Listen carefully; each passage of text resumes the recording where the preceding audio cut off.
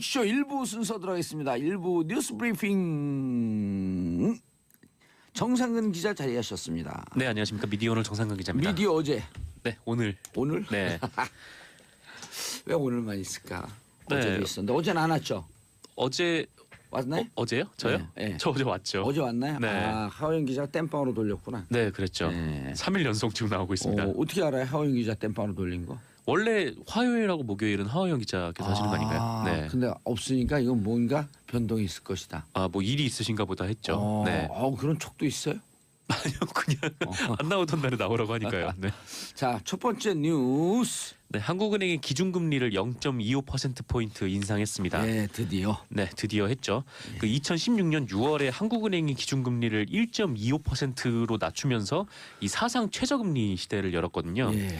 네, 1년 5개월 만에 네, 소폭이지만 다시 1.5%로 네, 금리를 높였습니다. 0.25 소폭 아니에요. 아, 소폭 아닌가요? 예, 네. 기준금리면요 시장 반영금리는 0.5에서 1이 돼요. 아, 그렇죠. 시장에서는 더 거기서 더 치긴 예. 하는데 뭐 어쨌건 뭐 일전에 2011년 6월 정도부터 이제 네 그때 한번 금리를 올리고 네 6년 5개월 만에 6년 네, 5개월 만에 다시 금리를 올린 겁니다. 예. 뭐 말씀하신 대로 이제 기준금리가 올라가면은 시중은행의 금리가 올라가가지고 뭐 대출이 많으신 분들은 크게 우려를 하실 수도 있는데 이미 지난달에 좀 시그널이 나왔잖아요. 그러니까 한국은행이 아마 기준금리를 인상할 것이다. 그러면서 시장 반영은 다 됐죠 이미. 네, 이미 시장에서는 시중은행들은 이미 다 금리를 높아진 상황이라고 합니다. 예. 그래서 뭐 폭탄이 쏟아진다, 뭐 이런 보도들이 나오고 있는데 뭐 금리 그렇게 폭탄. 네, 그렇게는 볼 수 없을 것 같고요.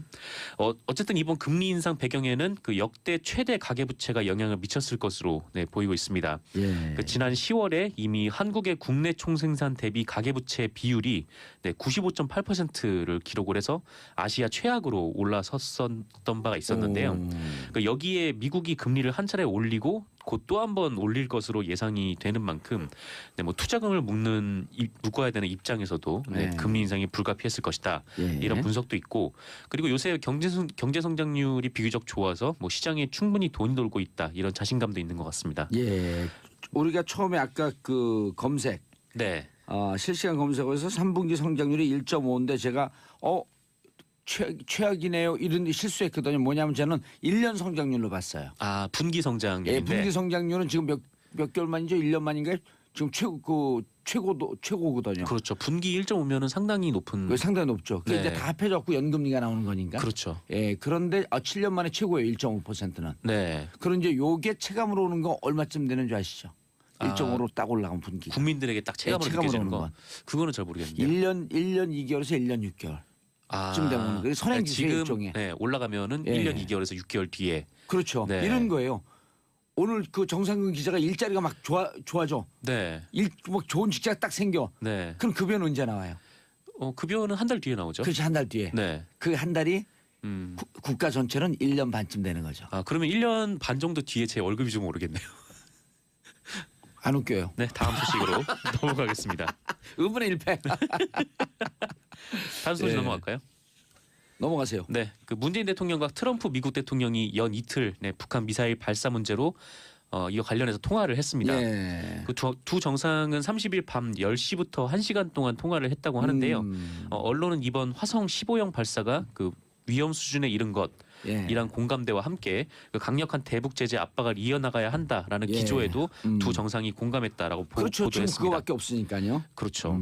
그거밖에 없는데 근데 다만 문재인 대통령이 이번 통화에서 이 미사일이 가장 진전된 것이면 분명하지만 이제 재진입이나 종말 단계 유도 기술 그리고 핵탄두 소형화 기술 이런 기술들의 확보 여부가 불분명하다 이렇게 얘기를 했다고 합니다. 예. 그러니까 아직 ICBM이 완성된 것은 아니다 그렇게 볼 수는 없다라는 건데 그 청와대 관계자는 이에 대해서 트럼프 대통령이 별다른 이견을 드러내지 않았다 네, 이렇게 밝혔습니다. 예. 미국은 이와 함께 각종 제재 방안을 고심 중인 것으로 보이고 있는데요. 예. 가장 눈에 띄는 것은 어제 SBS가 보도했던 해상 봉쇄 방안입니다. 아하. 네. 그 미국 태평양 사령부가 그 한국과 일본이 공조를 통해서 그 북한 해상을 봉쇄를 하고 고사를 시키자는 그런 작전인데요. 아하. 근데 이 안이 주목되는 이유는 그 지금까지 미국이 해상 봉쇄를 가한 것이 그 냉전 시절에 쿠바를 한번 가했었고요. 그렇죠. 그다음에 그 베트남과 이라크를 가했었는데 예. 이때는 전쟁이 일어났었죠. 그 베트남 음. 전쟁, 이라크 전쟁 이때 예. 일어났었습니다. 그 이라크의 경우에는 해상 봉쇄 후에 전쟁이 시작됐기 때문에 좀 관심이 좀 모아질 수밖에 없고요. 예. 문제는 이걸 북한은 물론 중국하고 러시아가 곱게 볼 리가 없다라는 건데요. 아무래도 중국하고 우리나라는 서해에서 그 해상 국경을 마주하고 있기 때문에 예. 네, 뭐 중국의 반발이 좀 예상이 되고 북쪽에도 러시아 바다가 있어서 좀 한국 입장에서는 그 이런 요청이 올 경우에 예. 잘 조정을 해야 될 것 같다. 낮은 선봉 네. 사이에 러시아가 또 임대해서 부동항을 네. 쓰고 있는 게 있거든요. 아 그래요. 네. 예, 그렇게 되면 러시아 선박은 나가고 북한 선박은 잡고 그런 이런 좀 복잡한 문제가 생기는데 어쨌든 좀 강력한 봉쇄. 네. 얘는 양국이 합의했다. 그렇죠. 예. 합의를 한 건 아니고 그러니까 그 제안했다. 제안했다는 예. 거죠. 미국 측에서 제안을 했다는 겁니다. 미국 측에서 제안을 했고요. 네. 그리고 아까 재진입 기술, 핵탄두 소형화, 유도 기술 이 세 가지는 우리 언론이 좀 그 신경 좀 바짝 썼으면 좋겠는데 네. 미국 언론은 객관적으로 평가를 해요. 예를 들어 재진입 기술 성공했으면 성공했다. 네. 그런데 우리 언론은 자신들의 희망사항을 기사로 써요. 객관적 근거 없이. 그래서 현재 북한의 핵이 위험하다라고 하는 것에 대해서 일단 객관적으로 정확하게 보도를 하고 네. 그거에 따라서 그다음에 어떻게 대응할 것이냐 이런 그렇죠. 얘기를 해야죠. 근데 우리 언론 보면 들쭉날쭉해요. 특히 이제 북한 보도에 대해서는 굉장히 그 사실관계에 기반하지 않는 경우도 굉장히 많고, 그렇죠. 네, 예. 공포를 조장하는 분위기도 굉장히 예. 많은데 이런 거 있죠. 시 희망일보, 제 희망일보, 디 희망일보 네. 북한 상황에 대해서 이러이러한 희망이 팩트인 것처럼 보도하고 있습니다. 네, 예전에 뭐 고위 관계자를 뭐 처형했다 이런 보도가 나왔는데 조선중앙TV에 그 이후에 떡하니 나온 장면들도 그렇죠. 있었고, 네, 북한 문제 전문가들이 이런 얘기를 해요. 75년, 76년도에 곧 북한이 멸망한다. 네. 라고 예측했던 사람들은 다 돌아가셨다. 근데 어. 북한은 건재하다. 그렇죠. 아직까지 예. 뭐 있는 거긴 하니까요. 네. 그래서 그런 것을 좀 객관적으로 팩트를 잘 보도하고 그거에 따른 대응을 세우는 게 맞다. 네, 북한이 좀 취재가 잘 안 되기는 당연히 잘 안 되겠지만, 미국 언론들은 취재가 되잖아요. 네, 뭐 서방 어쨌건 언론. 네, 하여튼 뭐 이게 공포와 관련된 부분이라 그 서민들은 공포로 느낄 수가 있는 예. 부분이기 때문에 네, 좀 신중해야 될 것 같은. 네. 요즘 북한 상황 어떻게 취재하는지 모르죠. 네, 요새요. 예. 네, 어떻게 취재를 하나요? 북한에 있는 그 외신 그 특파원들, 네, 대사관 직원들 SNS 상에다 계속 사진을 올려요. 네. 그걸 근거로 해서 나머지 서방에서 취재를 합니다. 예. 그 사람들이 SNS를 올리면, 계속 올리면. 네. 서방 기자들은 SNS 사용하기 허락을 했으니까. 아, 네, 그렇군요. 알겠습니다. 다음 뉴스. 네, 그 원세훈 전 국정원장의 국정원 특수활동비 사적 유용 의혹이 불거졌었는데요. 예. 그 원세훈 전 원장의 아내가 호화 관절을 꾸미는데 이 특수활동비를 사용했다 이런 예. 보도가 나왔습니다. 예. 그 서울중앙지검은 2010년 국정원이 서울 강남구 도곡동 인스토피아 빌딩 최상층을 이제 주거 공간으로 예. 주거 형태로 리모델링한 정황을 발견을 하고 수사 중인데요. 이른바 이제 펜트하우스를 만든 거죠. 그렇죠. 어허. 총 여기에 그 10억 원이 들었다고 합니다. 리모델링 인테리어 비용만. 네네. 음흠. 국정원이 웬 리모델링이냐 하실 분들이 계실 텐데 예. 그 원세훈 전 원장의 지시가 있었다고 하고요. 그 지시에 따라서 그 해외 공작비를 들여서 인테리어를 했고 이 공사는 그 원세훈 전 원장의 부인인 그 이모 씨의 취향에 따라서 이루어졌다고 합니다. 네, 부인이 인테리어 사업을 하시나요? 인테리어 사업을 하는 건 아닌데 한마디로 예. 이 원세훈 전 원장의 부인이 이 공간을 썼다는 거죠. 예. 어떻게 썼냐면은 결국에 이 10억 원을 들인 인테리어를 들인 이 공간은 그 부인 이모 씨의 사교 모임 장소로 쓰였다고 합니다. 아 살고 그런 건 아니고요. 네, 사는 건 아니고 어. 네, 집처럼 꾸민 다음에 일종의 예. 친목 모임 아하. 형태로 일종의 프라이빗 바를 만든 거네요. 그렇죠. 뭐 그런 셈인데 그거를 이제 국가 예산을 써서 예. 만들었다는 게 이제 큰 문제가 된 건데요. 그 프라이빗 바는 원래 바는 술집 이름도 있지만 이렇게 바 이렇게 기둥도 있잖아요. 네, 그 철장을 바라 그러거든요. 네. 남편 철장 갈 거 기시감이 있었나? 그때부터요. 예. 굉장히 오래전 얘기긴 한데 이 인스토피아 빌딩이 국정원 소유 건물이라고 합니다. 그래요? 네. 와. 국정원 소유 건물이라고 하고요.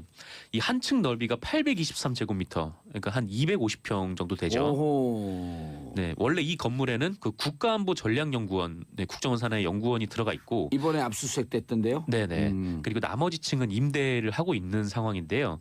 여기에 이제 맨 마지막 그 맨 꼭대기에 이제 펜트하우스를 리모델링을 해서 사적으로 이용을 한 거죠.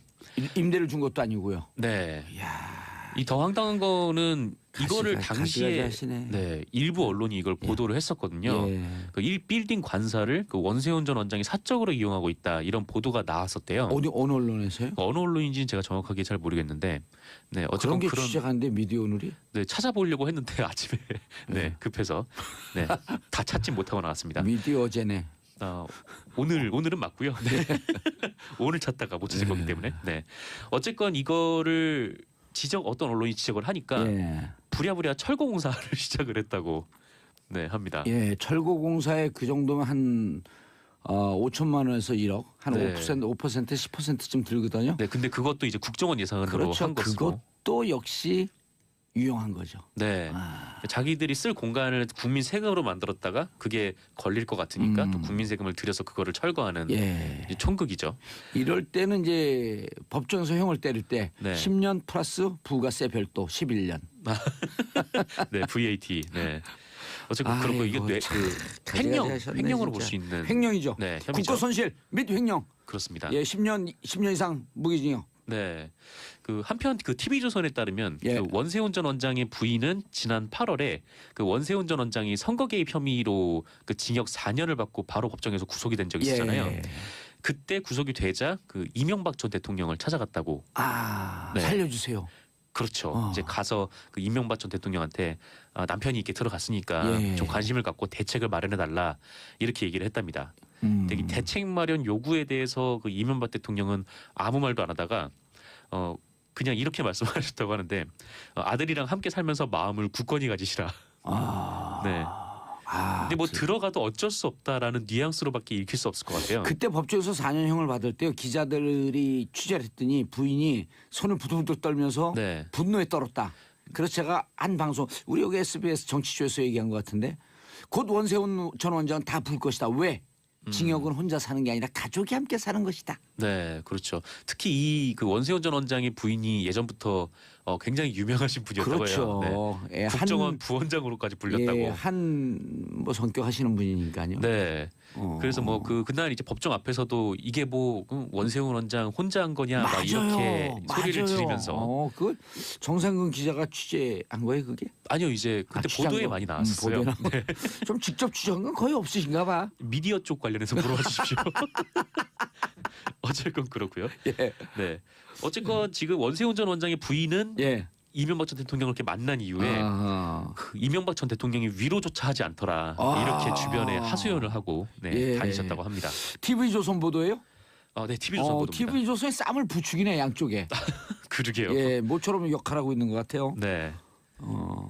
그러면은 곧 원세훈 원장 입에서 술 풀리듯이 술 얘기가 나올 수도 있죠. 예. 네, 일단 뭐 가족분들이 굉장히 좀 분노를 한 것 같으니까. 알겠습니다. 지하철 9호선 파업.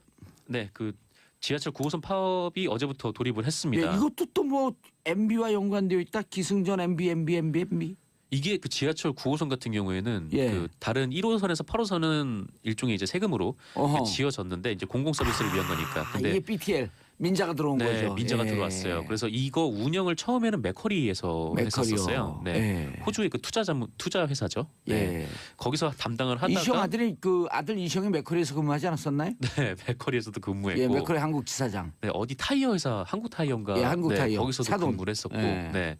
지금은 이제 다스에서 조보면 회장. 예. 네, 그렇게 근무를 하는데 어. 어쨌건 이 9호선이 민자로 지어져 가지고 예. 이게 서울 강서 지역부터 강남까지 연결되는 노선인데 굉장히 사람이 많거든요. 그래서 거의 뭐 염창이나 가양역에서는 출퇴근길에 한 번에 지하철에 올라타지도 못할 정도로 사람이 많아요. 예. 근데 문제는 배차 간격이 길고 네, 차량이 작아요. 그러니까 내량밖에 안 돼요.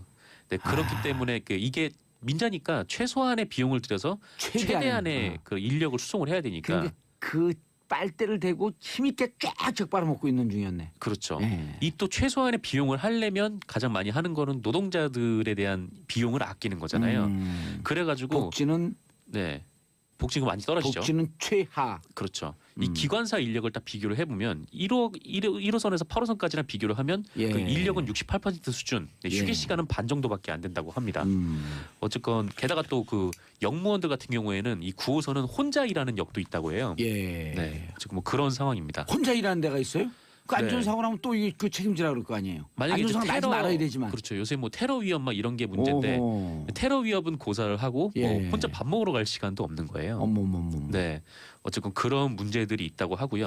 어떻게 MB의 흔적이 곳곳에 남아 있을까 이렇게. 그러게요. 아무래도 이 공공 서비스 같은 관련 부분들을 이제 민자로 지어버리면 예. 뭐 민간 기업 입장에서야 수익을 내야 되니까요. 맞아요. 근데 또 뭐 수익을 내든 안 내든 계속 또 세금은 또 민간 기업을 보조를 하고 있는 상황이거든요. 네. 그리고 좀- 국민 돈 들여서 국가 세금으로 네. 민자 기업 매겨 살리고 그렇죠. 그런데 노동자들 복지는 취하고. 그거를 이용하는 고객들은 굉장히 어려운 상황에 놓여 있는 거고요. 알겠습니다. 네. 인사하시고요. 네, 감사했습니다. 예, 와일드쇼 12월 15일 금요일 오후 2시 송년 특집 와일드쇼 합니다.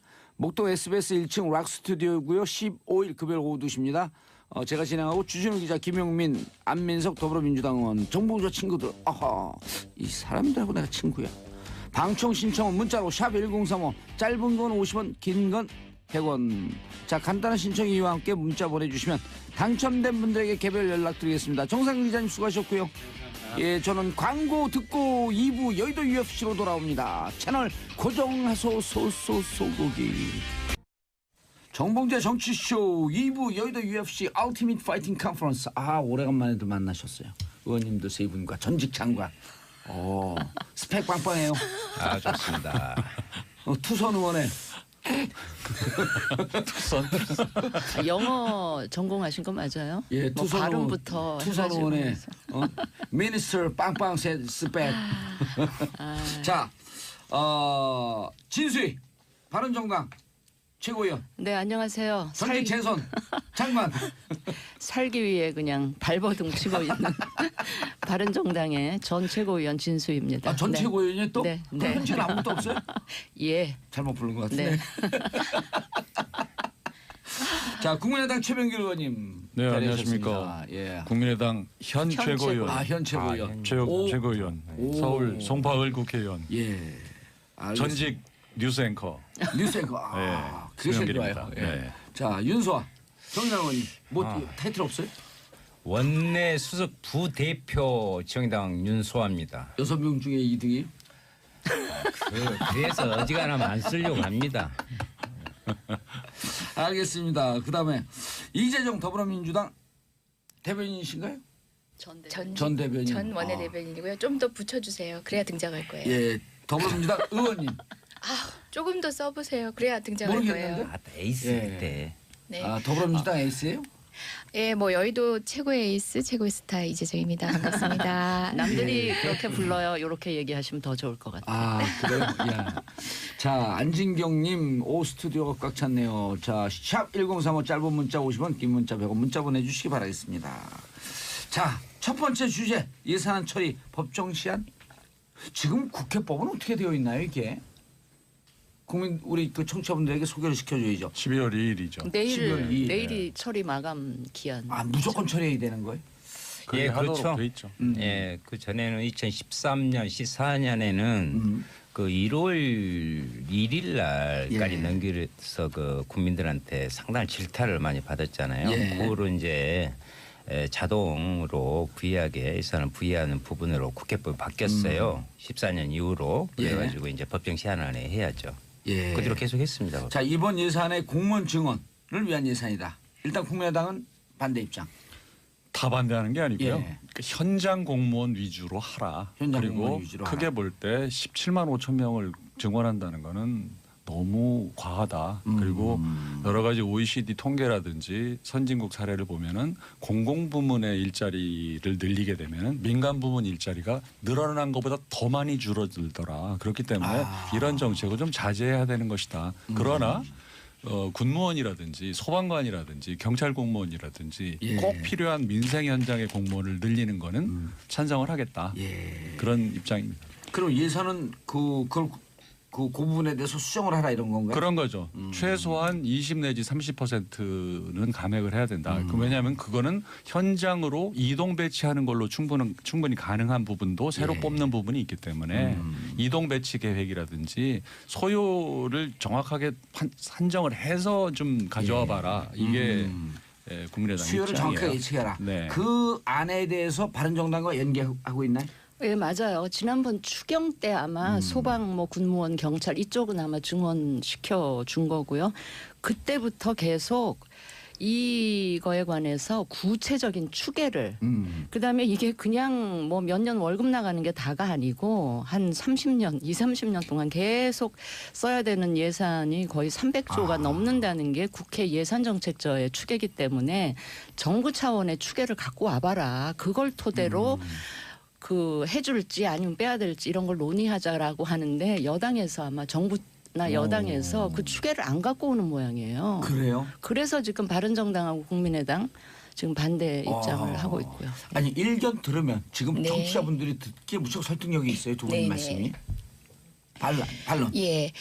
이번 예산 뭐 전반적으로 얘기하면 저희는 내 삶이 바뀌는 예산이라고 되어 있는데 공무원 증원도 다르지 않습니다. 막연하게 일자리 창출을 위해서 막연한 수치의 일자리를 늘린다 아니라 대국민 서비스를 확장하기 위해서 또는 최소한 법정화된 서비스를 제대로 할 수 있기 위한 최소 규모의 증원입니다. 지금 예. 추계 말씀하시는데요.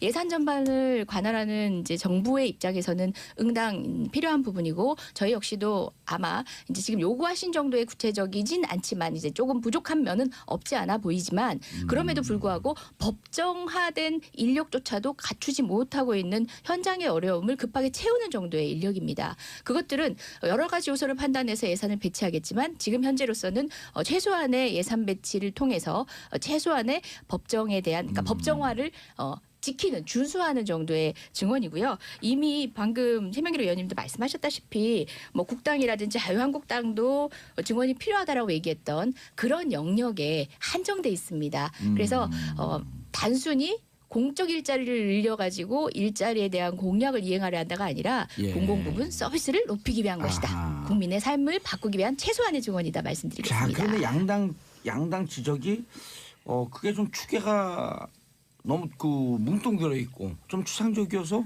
잘 따져보면 한 20-30% 정도는 좀 줄여도 될 것 같다라고 하는 주장이거든요. 그 부분에 대해서는 아니 그 국민의당 우리 최명길 의원님께서 말씀하신 부분에 혹시 청취자 여러분이 오해가 있으실까봐 그 17만 5천 명 그것은 5개년 그 계획으로 잡혀 있는 총 공무원 증원 수 목표고요. 그럼 연간 지금 한 3만 명 지금 여기에 지금 올라 있는 것은 지금 12,200명 내년 12,200 예산 명. 5,300억 정도의 예산이 예. 소요됩니다. 그 부분에 대해서 지금 개수 조정을 계속하면서 국민의당하고 바른정당에서는 그 부분을 지금 줄여야 되는 거 아니냐. 공무원. 그런데 이제 정의당의 입장에서는 어제 제가 마지막 호소를 했습니다마는 우리가 안전한 나라 만들자고 이야기를 했고요. 또 그러려면 필수적으로 또 그 소방 공무원이라든가 사회복지 전담 공무원 비율이 전 세계적으로 이렇게 낮은 데가 없거든요. 그리고 근로감독관 이러한 부분들을 하는 것은 또 한편으로 청년 일자리의 창출의 역할도 있는 거고 여기에서 꼭 한 가지 말씀드리고 싶은 것은 이것을 단순 추계를 하면 안 된다. 무슨 말씀이냐면 전체적으로 이렇게 안전한 부분에 공무원 역할을 해냈을 때 사회적 비용이 크게 절감된다는 거. 이것을 우리는 간과해서는 안 된다. 그 추계는 그러니까 SOC 도로 놓을 때 이런 때는 뭐 엄청나게 물류 비용이 막 5배, 6배 절감된다고 이렇게 이야기하면서 이것을 하면 사회적 비용이 엄청나게 절감되는 것은 야당에서 아니 우리 빼고 야당입니다. 윤수아 의원님은 국정감사 한번 하고 오시더니 아주 그냥 내공이 일초였잖아요. 그리고 지금 그림자의 보기 등은 아주 깔끔한 브리핑이었어요. 감사합니다. 제가 하나만 더 첨언을 하고 싶은 게 그 현장 재배치에 대한 말씀을 하셔서 그런 방식으로 현장 재배치의 고민을 점검을 통해서 고민을 하고 난 뒤에는 또 소요 인력에 대한 계획이 달라질 수 있다라고 말씀하셨는데 그렇게 말씀하신 대표적인 사례가 또 소방이에요. 재난이 많이 나는 지역 위주로 현장 공무원을 많이 배치하고 이것은 재난이라는 것에 대한 기본적인 인식 자체가 저는 부족한 게 아닌가라는 생각을 합니다. 알겠습니다. 재난이라는 것은 재난의 발생 빈도로 유추어 앞으로도 그럴 것이다가 아니라 통상 예측되는 가능성 있는 재난에 대해서는 항상 상시적인 적정 인력의 공무원이 대기해야 된다는 점을 말씀드리고 싶네요. 알겠습니다. 추계가 조금 부족하더라도 추계가 이제 그 나왔다라고 하는 말씀. 그다음에 17만 5천 명이 아니고 이번에 아니 그 반영되는 말씀은 17만 이명박 저 문재인 정부가 예. 출범하면서 문재인 정부 임기 5년 5년 이내 예. 17만 5천 명을 이번엔 계획을 얘기한 12,200명 거고요. 맞나요? 12,221명입니다. 81만 명 아니었어요? 조금 더 디테일해요. 12,221명. 22명이 네, 되죠. 맞습니다. 더 세밀하게 말하면 예. 12,221명이고 이제 어머 12,200명. 12,221명. 예. 정부에서 오는 안이 그거예요. 정부에서 오는 안이. 이 중에서 이제 군무원 국방부 같은 경우는 3,954명인데 예. 좋다. 좋습니다. 우정사업본부에서 1,004명. 예. 집배원. 집배원. 늘려 좋다. 그런데 국민의당이나 바른정당이나 이건 뭐 자유한국당도 마찬가지지만 이걸 보다 보면요. 현장 재난 관련 임무지만 데스크 인력들이 있습니다. 안에서 내근하는 인력들. 그런 부분을 좀 현장으로 배치를 하고 내근 수요 인력의 숫자를 좀 줄이면서 재배치하는 계획이라든지 아까 얘기하지만 사실 우정사업본부도 그 량이 많이 줄은 지역이 있거든요. 실제. 예. 그런 부분은 그 사람들을 좀 다른 데로 이동 돌려서, 바쁜 데로 배치하든지 이런 돌려서. 방식으로 해서 좀 소요를 정확하게 계산해보자. 그렇게 해보니까 최소한 20% 정도는 그 숫자보다 적어도 되더라. 근데 방금 우정 그 사업과 관련해 가지고 그 이용량이 줄은 부분에 대한 얘기를 하시는데 이게 바로 우정 사업이 공공화되면서 비용이 들더라도 반드시 해야 되는 서비스라는 것에 대한 그냥 기본 인지가 부족하신 게 아닌가 좀 아쉬움이 있네요. 부족하다고 하니까. 예. 아니 왜냐하면 부족이라는 그렇게 뭐- 어려운 상황에서 한 통의 우편을 배달하기 위해서 가다가 사고 나시는 분 우리 그런 사례들 작년에도 여러 차례 봤습니다. 아니 그걸 이게 반대한다는 게 예, 예. 아니잖아요. 그래서 그런 식의 구조조정은 안 되는 거죠. 복지부에 있을 때 경험에 비추어서 말씀을 좀 유일하게 혼자 장가를 해봤다. 드려볼게요. 왜냐하면 지금 그 서비스 필요한 서비스 때문에 늘어나야 되는 그 인력 그다음에 사회적 비용 있을 수도 있는 사회적 비용을 오히려 절감하는 방법일 수 있다. 그 말에 저는 동의를 하면서 그럼 기존에 있는 공무원 그대로 두고 순증을 하자 이런 얘기잖아요. 근데 제가 복지부에 있을 때 보니까 정말 사회복지 공무원 숫자가 부족하더라고요. 예. 그러니까 우리 여기 청취자 여러분들 지역에 동주민센터에 가보시면 지금은 그래 조금 나아졌는데 한 10명쯤 동 직원들이 있어요. 예. 그중에 한 사람만 유독 바빠요.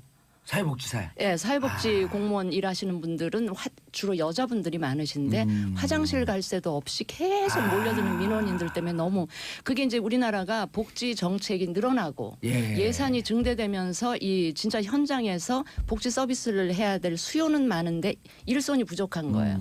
그런데 주민센터에 가보면 그 복지 공무원 혼자 너무 바쁘고요. 다른 분들은 나머지 분들은 좀 그냥 널널하고 거기 왜 그 공공 복무하는 예. 그런 또 공익교원. 공익요원들 있어서 서류 떼는 서비스는 또 해주고 신문 보고 있고 그다음에 요즘은 업무들이 다 좀 첨단화 뭐 그렇죠. 이렇게 전산화돼 전산화돼 있고. 있어서 일손이 부족한 부분들이 그러니까 일손이 남는 부분들이 있거든요. 그래서 이거는 시간이 좀 걸리더라도 기존의 인력을 그 소정의 기간 동안 훈련을 시켜가지고 재배치하자. 재배치하는 것도 축에 넣어서 이걸 해야지 지금 왕창 늘려놓으면 이거 줄일 수도 없고 계속 안고 가야 되는 문제가 있거든요. 그리고 있게 들리는데요. 그리고 일반적으로 공무원 숫자는 규제인 거예요. 규제가 늘어나는 것과 공무원 수가 늘어나는 건 저는 비례한다고 보거든요. 근데 점차적으로 이제 규제를 그 없애는 쪽으로 가야 되는 추세라고 한다면 꼭 필요한 쪽은 규제를 늘려야 되지만 한다면 기존의 규제를 위해서 존재하던 공무원 자리는 좀 서서히 축소하면서 이거를 서비스 쪽으로 돌리는 제가 이런 프로그램 중장기적인 그 로드맵을 갖고 해야지 저는 맞다고 이렇게 봅니다. 진지한 재밌잖아요. 이렇게 진지한 왜냐하면 프로그램일까? 예산은 그 듣는 분들이 집중력이 높아요. 아, 그래요? 예. 저 때문에 진지해졌으면 죄송한데 이거는 입승도 진. 이거는 국민들 세금이 아, 쓰여지는 설득력이 부분이라서 있어요. 예. 아, 예. 그렇습니다. 네. 설득력 있는 말씀이죠. 예. 왜냐하면 사회복지 공무원이요. 공무원 중에서도 턱없이 부족하다. 턱없이 부족한 것도 있는데 사회복지 공무원들의 만족도가 제일 낮습니다. 그만큼 경무에 처우가 열악하니까. 처우가 지지율도 높겠네요. 예, 그러면은. 그래서 지금은 이제 사회복지 부분을 지금 주민자치센터라고 불리는 부분들 읍면동 사회복지 허브화를 지금 구축을 하려고 하고 있거든요. 그거는 바람직한 방향으로 가고 그러니까 있어요. 더욱더 사회복지 공무원이 필요하고요. 물론 공무원에 대한 국민들의 좀 무사한 일, 복지부동 이런 부분이 없는 거 아닙니다. 그것은 경직성 경비로 하는 공무원의 이제 급여 문제를 놓고 하는데 여기에서 말하는 공무원 중원 문제는 그런 경직성 경비를 사용하는 공무원이 아니에요. 그 다음에 또 이야기해도 되죠. 아니, 더 설득력이 있었고 좀 비교를 그래서 또 이제 마치 오늘 자유한국당에 또 안 나오셨어. 나 국회 앞에 보니까 계속 전화해도 거기는 안 공무원 나오셔요. 중원하면 몇십 년 후에 몇백 조가 한다고 프랑카드 지금 걸어놓고 예. 난리가 났는데요. 아니 여기서 순증이라고 했을 때 예를 들면 지금 현재 많이 은퇴 시기가요. 이 예. 세대 자체가 공무원에서도 은퇴가 많이 됩니다. 퇴임이 돼요. 그러면 아니 공무원은 천년만년 돌아가실 때까지 합니까? 아니 빠져나가는 자연스럽게 빠져나가는 거 계산 안 하고 예, 지금 이 노출 당시에서만 터지고 해가지고 있어요. 막 다시. 몇백 조 해가지고 권류로. 국민에게 지금 공포감을 심어주고 있는데 예? 그런 여기서 법- 한마디만요. 네, 잠깐. 자유한국당 막 그런 이유로 반대하잖아요. 네. 근데 왜 국회 보좌관 늘리는 거는 또 그렇게 아무 얘기 없이 아, 그거 여기 후다닥 나왔어. 아 나왔어요? 예. 이야기하죠. 자, 샵 1035 지금 문자 폭탄 터지고 있어요. 김진만님 요즘 도서지역 경찰관 소방관 인력이 너무 많이 부족한 것 같아요.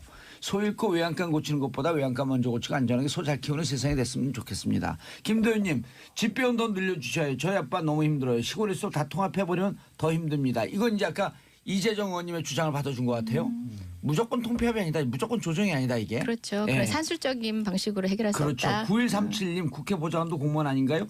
보좌관 한 명 더 늘리신 이유는 뭔지 궁금합니다. 세 분이 얼굴이 굳어지셨어요. 근데요, 아니, 이거- 그 대목은요. 이거 예. 제가 그거 좀 이따 하고. 잠깐만. 자, 아니, 다른 정당만 유일하게 국회에서 반대했습니다. 요거는 좀 알아주셨으면 좋겠어요. 그거 얘기를 꼭 해야 될 것 같아요. 아니, 근데 그거 이게요. 좀 이따 주제로 넘어가고. 이 사안이 이것만 예. 딱 불을 끄고 가야죠. 이게 예. 뭐냐면 저도 맞아요. 찬성표를 던진 의원 중에 한 사람인데요. 예. 이거는 늘린 게 아니고 비정규직을 정규직화한 겁니다. 그 전부터 월 100만 원씩 요구가 받던 있었죠. 비정규직을 네. 인턴 직원 한 명을 예. 정규직으로 인턴을 바꿔준 두 명을 쓸 수 있었는데. 두 명 중에서 한 명을 예. 정규직으로 바꿔준 거예요. 그렇게 이해를 해야지. 아니, 그러니까 그래봤자- 인턴에 대한 열정 페이라고 얼마나 네. 사회적 지탄이 많았어요. 찬성하신 거예요? 저 찬성했어요. 저도 찬성해요. 왜냐하면 예, 국회에선 진짜 제 일하는 이야기 하고 의원들은 있는데요. 일하는 의원님들. 근데요, 의원들이 지금 있는 인턴을 비정규직으로 안 해요. 인턴은 계속 인턴으로 하고 그 정규직화된 그 자리에 또 다른 사람들을 뽑습니다. 그렇게 그래서 안 막 하는데요? 지역으로 막 보내고 이래요. 그래서 이번에는 네. 인턴에서 이제 8급을 신설을 하는데 네. 기존의 인턴 중에 하는 것을 조건을 달아서 했어요. 그래서 아까 인턴을 최명길 의원님께서 정규직으로. 말씀하신 대로 예. 비정규직 정규직화의 부분들의 그 취지에 국회가 같이 맞춰야 된다는 그런 부분들을 가지고 그리고 있는 국민 거죠. 여러분들이 이제 몇몇 그릇된 사례를 통해 가지고 오해하고 계시는 분이 아니, 많은데 그 언론에서 보좌관들은 예. 보좌진들은 의원을 보좌하기 위해서 있는 게 아니라 의정 활동을 하는 주체들이라 진배 없습니다. 근데 그래서 지역구 의원들이 예. 지역 관리하기 위해서 보내는 거는 보좌하기 위한 거지 의정 그것도 이제 활동하기 위한 게 거칠게 얘기할 수 아니더라고요. 없는 것이 그러니까 저만 해도 이제 밖에 나가다 보니까 지역에 좀 국민의 시선으로 보게 돼요. 갑자기 국민의 입장이 돼서 제가 화가 나가지고. 예, 그 지역의 뭐 민심을 살피고 하는 등의 역할들이 반드시 뭐 의원의 이익만을 위해서다라고만은 생각하지 않거든요. 아니, 저희 저는 질문 그럼. 보좌관들 여러 급수에 있는 공무원들과 진배 없는 역할들을 하고 있다는 걸 국민 저희 여러분께서 질문, 제 알아주셨으면 질문하고 좋겠어요. 진수 의원님, 장관님하고 질문이 비슷할 것 같아요. 막상 국회 보면 정말 일하는 의원님들은 늘 부족해요. 네. 그리고 일하는 의원님들은 주로 언론에 많이 노출되는 의원들. 여기 오신 분들 다 열심히 하는 분들. 이분들은 부족해. 근데 정말 지역구 관리하기 위해서 보좌관들 반 이상 내려보내는 의원들이 있거든요. 이것도 일관적으로 볼 수도 없고. 그러면 입법 활동 어떻게 합니까? 소홀하신 안 하죠. 분들인가 아니, 그런 여기서 분들은 실명 거명할 수 있어요. 입법을 안 하죠. 저는 지역구예요. 비례 아니에요 여기는. 아, 지역위원장. 저는 지역구에서 선거하다가 이번에는 비례로 왔어요. 그 지금 전에 그 비례 총선에 아니에요. 2번 나갔다고 했잖아요. 네. 그러니까 석패율이라고. 예, 그래서 몇 저는 번 떨어지셨는데. 2번 떨어졌습니다. 예, 꼭 그것을 그렇게 묻고 싶어요. 무슨 이야기냐면 저 같은 경우는요. 예. 우리의 보좌관 부분에서 한 부분을 지역 보좌관으로 그것도 5급에 해당하는 보좌관으로 정확히 해서 왜냐하면 그 지역 삶의 현장에서 민생이나 이런 부분들이 곧 전국적인 문제가 될 수 예. 있는 거잖아요. 이것을 의원실과 연결해야 돼요. 예. 보통 국회의원들은 그 지역에 있어서 명함 하나 파주고 정식 등록되지도 않는 부분들을 정치적 행세하게 만들어주는 그로 인해 부작용이 많거든요. 제가 막 알겠습니다. 정리하듯이 예. 얘기할 수 있을 것 같아요. 알겠습니다. 이렇게 열심히 이제 원칙대로 하시는 의원님들도 계시고 몇몇 그렇지 않은 분들이 이런 오해를 불러일으키셨는데요. 국민 여러분들도 정치 혐오로 정치를 등지지 않으시려면은 사실 구체적으로 비판을 해주시면 국회가 정치가 개선이 된다고 저는 생각합니다. 개인적으로 한 명 비정규직으로 정규직으으로 전환시킨 거 이건 그 박수 보낼 만한 할것 같은데요. 저도 처음엔 그렇게 생각을 했었는데 아, 제가 좀 이거는 어린 생각이다 이런 거예요? 아니에요.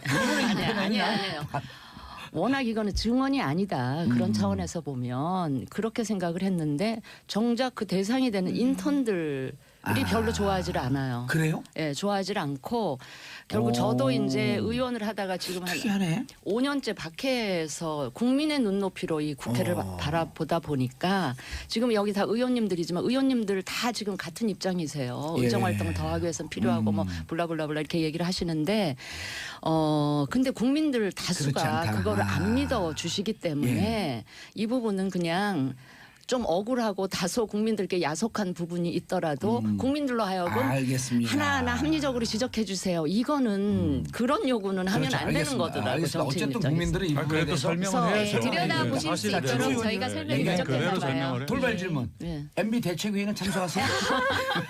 또 그 멤버 아니에요? 저는 멤버에서 잘렸나 봐.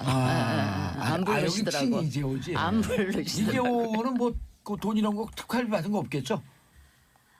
저는 뭐 아시다시피 예. 이재호 의원한테서 정치를 배운 사람이라서 이재호 의원은 하여튼 돈에 그런 것 관해서는 같아요. 거의 예. 결벽증이 있을 정도로 알겠습니다. 그렇게 일단 관리를 대책회의는 철저히 참석 안 하신다. 하신다. 네, 네. 시청자들이 청취자들이 제일 궁금한데. 별로 안 궁금해요. 정봉주 댓글 올라왔잖아요. 금방 지웠네 또. 자, 아까 예산으로 그래서 그 최명길 의원님 네. 지역에서 통폐합 그러니까 수치상으로 산술적으로 통폐합하다 보면 업무가 좀 과하게 많아진다 이런 지적도 있거든요. 이동도 의미가 있지만 그럴 수도 예. 있어요. 근데 예. 이제 그 고통은 서로 분담을 해야 되는 거 아닙니까? 그런데 현장 집배원 예. 예만 들면요, 우정사업본부도 이제 과방위 소속이기 때문에 이 표를 보면요, 인력표를 보면은 현장에서 배달 업무를 할 수 없는 직급의 사람들이 너무 많습니다. 이런 거 추계를 좀 디테일하게 가져오는 건 괜찮은 것 같은데. 그래서 사실은 예. 어느 일정 직급 이상은 현장 직무를 떠나도록 돼 있는 내규가 있는데 그걸 바꿔서 현장에도 그쯤 좀 가고. 올라간 사람들도 다시 그 일을 할 수 있도록 하면요. 예. 해결될 수 있는 데들이 꽤 많아요. 그러니까 그게 알겠습니다. 전부는 아니지만 알겠습니다. 그런 노력을 하자는 거죠. 자, 3부에서는 이제 통과 여부에 대해서 잠깐 더 말씀 나누고 자, 광고 듣고 3부 돌아오겠습니다. 채널 고정하소. 정봉재 정치쇼 3부 순서 들어가겠습니다. 자, 여러분들께서는 지금 이재종 더불어민주당 의원님, 최명길 국민의당 의원님, 윤수아 정의당 의원님, 진수희 바른정당 전체구의원 전 장관님과 함께하고 계십니다. 자, 아까 예산 얘기했는데 예산 좀 더 정리하시고요. 지적할 게 또 있으시다고.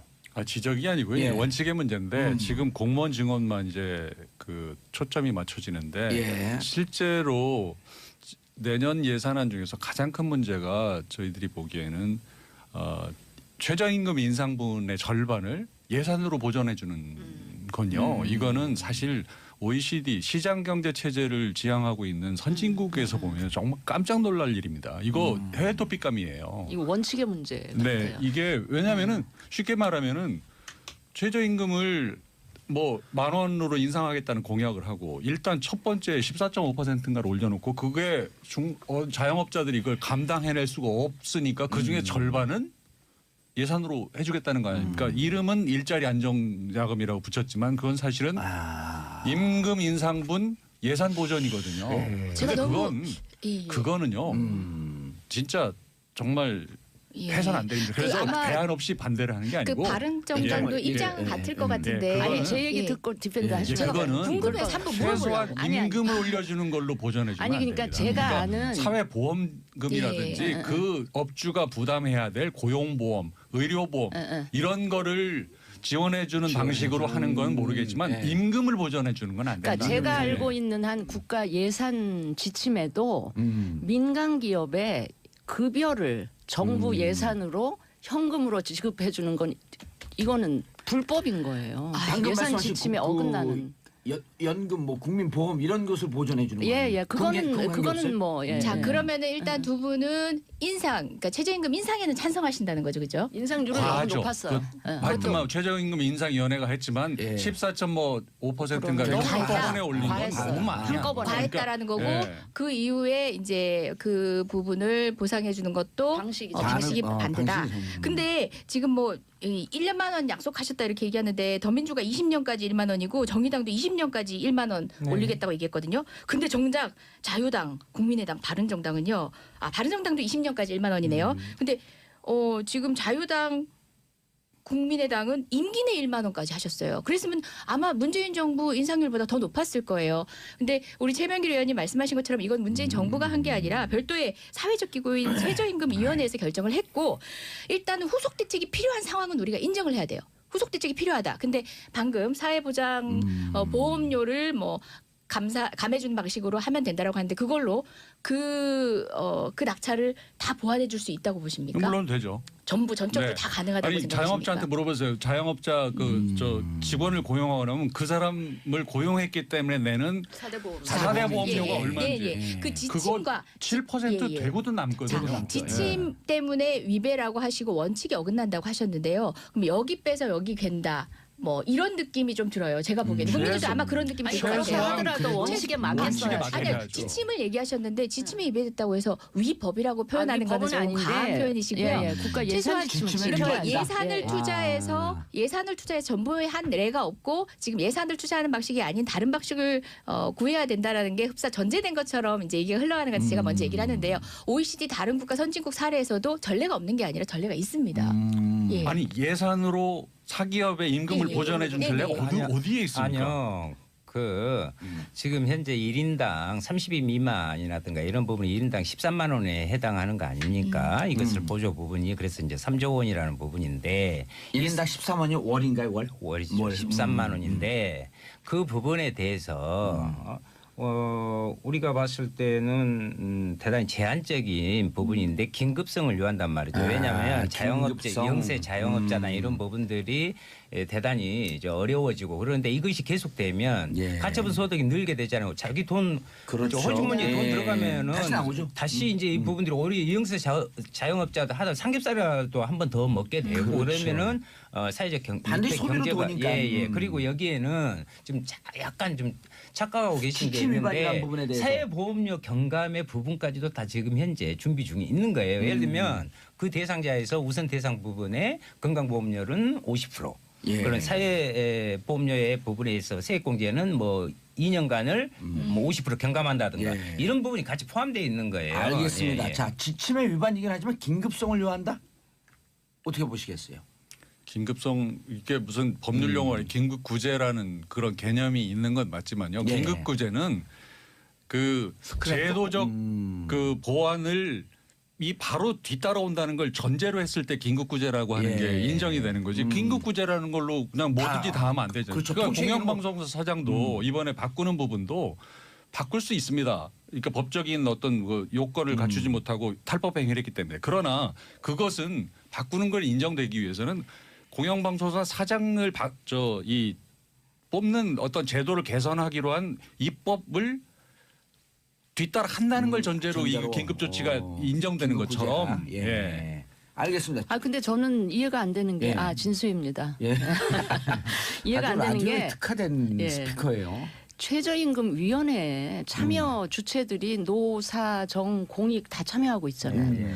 그 중에 정부나 공익이나 뭐 사 쪽에서도 참여를 했으니까 예. 이걸 이 정도 인상을 하면 이 그 자영업자나 영세한 업주들이 감당해내기가 힘들다 이런 걸 몰랐을까요? 난 충분히 나는 의견 수렴도 하고 해서 그분들이 그 입장을 대변해서 최저임금위원회에서 결정을 했었어야 되는데 그 과정이 생략됐다는 거예요. 저는 그 부분이 이해가 안 돼서 지금 정부에서 여당이나 자꾸 최저임금위원회에서 그렇게 올렸다 이렇게 떠넘기는 건 저는 유체이탈 화법. 알겠습니다. 그 충분히 말씀 나누신 것 같고 그럼 내일 통과 여부가 조금 오늘 계속 지금 그 협상 조정 중인가요? 여당에 달려 있는 것 같아요. 여당이 조금 양보하고 야당의 그 요구를 아니 우리 박근혜 정부 때 약속 지키라고 막 싸우지 않았습니까? 공약 하나도 안 지켜가지고 그렇게 국회에 싸웠는데 지금 약속 지키겠다고 얘기하고 거기에 정적으로 신뢰를 보여준 국민에게 보답해드리겠다고 얘기하는데 지금 반대를 하시면 국민이 더 서운하실 것 같아요. 논점이 같은 반대로 반대 논점이 자유한국당은 좀 더 틀리시죠? 그러니까 자유한국당 국민의당이 아니 그러니까 자유한국당이 안 나왔으니까. 뭐 솔직히 말해서 자유한국당이 예산 관련해서 어떤 주장을 하고 있는지 잘 모릅니다. 잘 다만 이제 모르고. 국민의당은 네. 다른 정당과는 예. 정식 공조가 되어 있다. 공조돼 있고 저는 저희 당의 그 방침과 또 예. 제 생각을 얘기하고 있는 거예요. 그런데 크게 다르지 않을 것이고 제가 생각하기엔 내일 되느냐 전망이. 저는 별로 어려울 것 가능성이 없어 아니 보입니다. 저는 예결특위 왜냐하면은, 한 예. 사람으로서 예. 제가 예결특위 의원입니다. 여러 감투가 있어요. 수석 부대표, 예. 예결특위. 국감 끝나면 우리 저 의원실 예. 보좌관들 조금 쉬고 그래야 되는데요. 예결특위 준비 때문에 계속 쉬지 못. 작년에는 국정조사위 때문에 그랬고요. 예. 그런데 무슨 말씀이냐면 그럼 될 거냐 말 거냐 내일? 예. 근데 오늘 지금 아침까지 해서는 그러니까 이건 저는 국회에도 문제가 있다고 봅니다. 왜냐하면 예결특위 전체에서 공식적인 분과를 통해서 세밀하게 이 부분의 예산을 검토하고 대안을 내놔야 되는데 예. 또 개수조정 소위라고 있어요. 이게 깜깜이가 돼요. 그럼 거기에서는 자기들이 그 민원 예산. 같은 예결특위 저도 잘 지금 어떻게 돌아가고 있는지 이렇게 뭐를 이 부분 근데 이 소소위라고 하거든요. 이것은 소소위가 이 법적인 근거가 없는 거예요. 임의로 그렇게 근데 이제 소소위가 다 해요. 사실. 그래서 개수조정 소위 얘기하는 거죠. 소위도 아니고 소소위. 각 당 간사만 참여하는. 그래서 거기에서 일정 지금 틀을 만들었는데 이제 뭘 하고 있냐면 2+2+2라고 해가지고 원내대표가 정치적 합의 지금 협의를 지금 계속 오늘 오전까지 또 하고 있어요. 그래서 그것을 이제 또 안 할 수도 없는 거 아니에요, 전체적으로 봐가지고 오늘 오후에 다시 협의를 들어가고 그것이 되면 올릴 것이고 그렇지 않으면 또 난 여러 그런 가지. 식의 의사결정 방식도 난 적폐 같아요. 아니 한국당 좀 그렇게 하시지 그러면은. 아니 해본 경험으로 아니, 말씀하시는 나는 거예요. 우리 저 이재정 의원님께도 서운하지만 말씀드리는 게 자꾸 박근혜 정부가 뭐 그때도 그랬지 않느냐 이렇게 하는 거는 저는 안 그런 맞다고 말씀 안 봐요. 드렸네요. 아니 약간 그런 뉘앙스로 들렸다. 그러니까 이 정부는 좀 새로워야 된다 그러잖아요. 그러니까 모든 분들이 그렇게 얘기하시더라고요. 이 자유한국당 정부에는 좀 달라야 된다. 당신들은 우리하고 달라야 되지 않느냐. 우리처럼 하지 마라. 새로운 관행을 그렇게 하면 탄핵돼요. 만든다는 아니, 그런데- 차원에서 좀 접근하셨으면 그런데 맞습니다. 자꾸 아유, 정적으로 자유한국당이 안 맞습니다. 나왔으니까 자유한국당에서 계속 이야기하는 게 뭐냐면 이렇게 복지 증세라는 게 그리고 제발 좀 저는 그 퍼주기가 단어에 올라 있는데 퍼주기라는 그 단어를 쓰는 건 안 좋아요. 네. 국민들한테 모멸감이고요. 아니 또 세금은 당연히 퍼줘야 예. 됩니다. 국민한테 퍼줘야지. 또 그러면 하나는 내가 쓰려고 또 뭡니까? 하나는 이 부분은 분명히 좀 말씀 드릴게요. 왜냐하면 우리가 저는 민주당에서도 대해서도 비판적으로 말씀드리고 네. 싶어요. 왜냐하면 이번에 사회복지 서비스 공단 만든다고 해갖고 이름도 다 바꾸고 그랬는데 최저임금 인상분으로 모든 것을 다 땜질하려고 하는 경향이 있어요. 노동 존중의 사회를 만든다고 하면서 이 부분에 있어서 거기다 구체적인 계획과 이런 부분들이 아직 마련되고 있지 못한 알겠습니다. 부분은 지금 더 현재 새 정부가 노력하겠습니다. 비판받아야 돼요. 네, 예산 노력하겠습니다. 통과 전망. 예산 시를 늘 넘겼고 아마 여기 계신 우리 전봉주 전 의원님도 늘 이제 12월 31일은 예, 국회 동료와 함께 우린 보냈던 육박전으로 뚫었어요. 국회 동료와 함께 보내셨던 기억이 있을 것 같은데요. 작년이 그래도 제일 빨리 처리됐던 하루 넘겼어요. 그러니까 12월 늘 3일. 시를 지켰던 적은 없습니다. 예. 하루 넘겼음에도 불구하고 제가 그때 원내대변인이었는데 국민께 죄송하다는 브리핑을 했는데요. 올해만큼은 시간을 꼭 지켜서 국민이 그래도 최소치는 하는구나 예. 하고 근데 국회를 당일의 다시 가능성.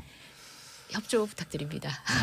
작년에도 예, 사실 협조 부탁드립니다. 작년에도 날 탄핵안 표결이 눈앞에 있었기 때문에 예산안에 별 관심이 없었어요, 사실은. 그래서 그것도 그 시점에 된 거죠. 올해의 경우는 절대 그렇게 될 것 같지는 근데 않고요. 무엇보다 지금 네. 최저임금과 관련해서 최저임금 보전과 관련해서 지금 국민의당에서 목소리를 높이시는데요. 아니 근데 우리는 20년까지 1만 원 올린다고 했는데 국민의당 임기 내에 1만 원 알겠습니다. 어떤 방식으로 올리시려고 예, 했는지 아까 말씀하셨으니까. 궁금합니다. 예, 자, 대통령 선거에서 뭐 국민의당이 집권을 했습니까? 오래 알겠습니다. 참. 자, 싸움 대통령 나가시기 선거 때는 아무 얘기나 하면 되는 거였구나. 청취자 여러분께 저희는 안내 그렇지 않아서. 말씀드리겠습니다. 오늘 11시 기준으로 속초, 고성, 양양, 동해 3척에 건조 경보가 발효됐습니다. 화기 취급 시 전혀 잊지를 못해요. 각별히 주의하시고 산에 가실 때 성냥 담배 등 인화성 물질을 소지하지 마시기 바랍니다. 또 바람도 세게 불어왔고요.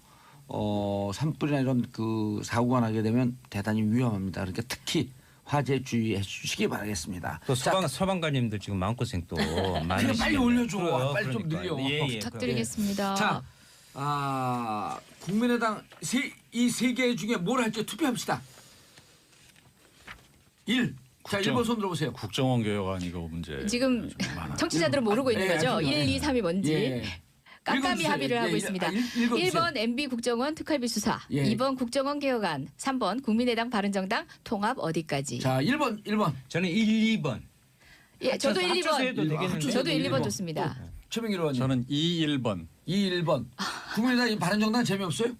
난 2, 3번. 2, 3번. 그 소수 의견으로 그 다음 시간에 다시 한번 불러주시고. 예. 자, MB 국정원의 특활비 수사. MB 국정원이라고 하는 것을 반대한다 그러셨죠 아까? 원세훈 국정원이다.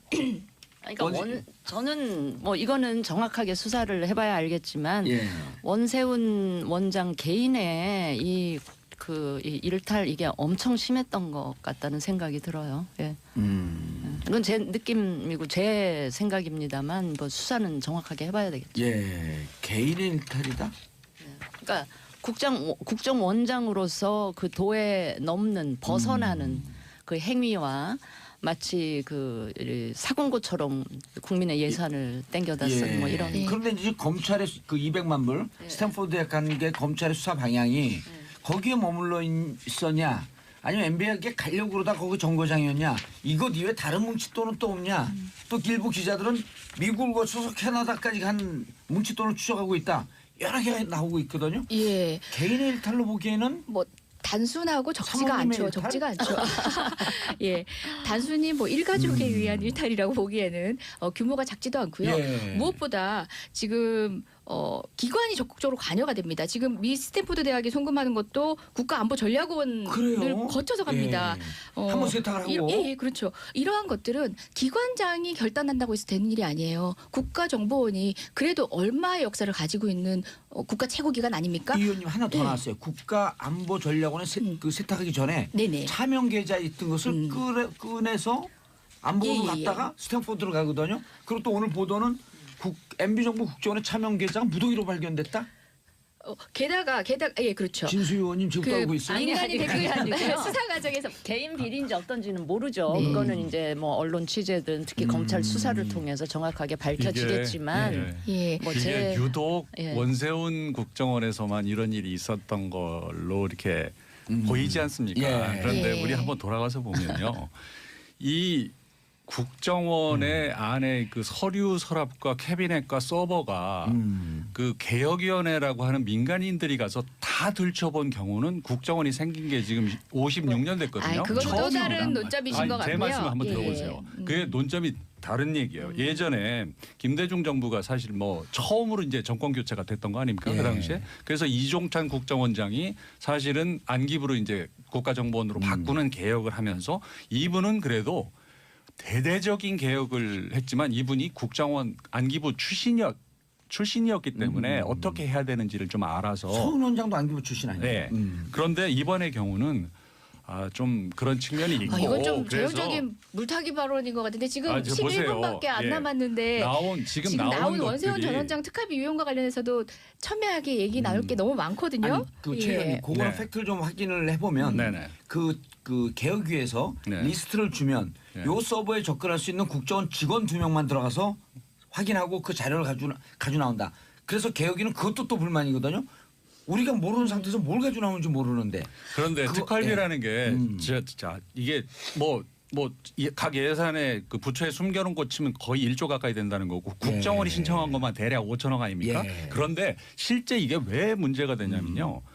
국정원장 특활비라고 하는 게 왜 왜 박근혜 대통령이 국정원장 특활비를 가져오라고 했느냐. 아하. 자기도 있고 국정원 특활비가 있는데. 5천억이 있는데 예. 왜 원장 특활비를 아하. 가져오라고 했느냐가 예. 중요한 거거든요. 예. 그게 차이가 있습니다. 왜 가져오라고 원장 특활비만 유일하게 용처를 쓰지 않아요. 남기질 않습니다. 그냥 원장 지출이라는 말만 쓰면 돼요. 그건 연 얼마쯤 되나요? 얼마? 그게 40억이면. 아, 45. 그게 다 그래서 그 돈을 갖다 쓴 거거든요. 네. 그런데 중요한 거는 이현수라는 분이 그 기록은 남아 있지 않지만 그 당시 메모해놓은 원장으로부터 기억은 나. 누구한테 준 돈이다라고 다 메모가 돼 예, 있구나. 말한 걸 들은 걸 자기가 메모를 해놓은 걸 검찰에서 얘기를 한 겁니다. 오호. 그래서 나온 거예요. 아 근데 그것뿐만 특활비뿐만 자, 이제 아니라 원세훈 공사 거로 가요. 그 원세훈이 그 펜트하우스로 리모델링 하는데 아내가 관여를 했잖아요. 아내가 그렇죠. 공사 과정에 관여를 했는데 그 10억 원 같은 경우는 특수활동비로 우선 지급한 다음에 나중에 해외 공작비로 회계 처리를 합니다. 아, 근데 그 지금 조직에 원세훈은 국가적 다른 게 관여가 나왔으니까 있어요. 예. 지금 박근혜 정부 시절에는 국정원장의 특활비 40억이 문제가 됐는데 지금 원세훈 원장 시절에는 국내에서 잘 파악되지 않고 있는 해외 공작금을 썼단 말이에요. 참 이상한 사람인 거죠. 자기가 외국인인 아니 착각했을 그러니까 그 수도 안보전략연구원 빌딩에 무슨 펜트하우스에 네. 무슨 10억 리모델링비를 들여서 했다. 이거를 그래서 무슨 야단 좀 취직을 아니, 했어요. 아 그걸 알았으면 가만히 있었겠습니까? 이거를 무슨 실세가 아니었어, 네. MB랑 연결해서 MB가 그걸 지시를 했겠어요. 뭘 어떻게 했겠어요? 그걸 알았으면 가만히 뒀겠습니까? 개인의 탈로 가는. 아니 그래서 항상 저는 많이 이제 듣던 변명이라.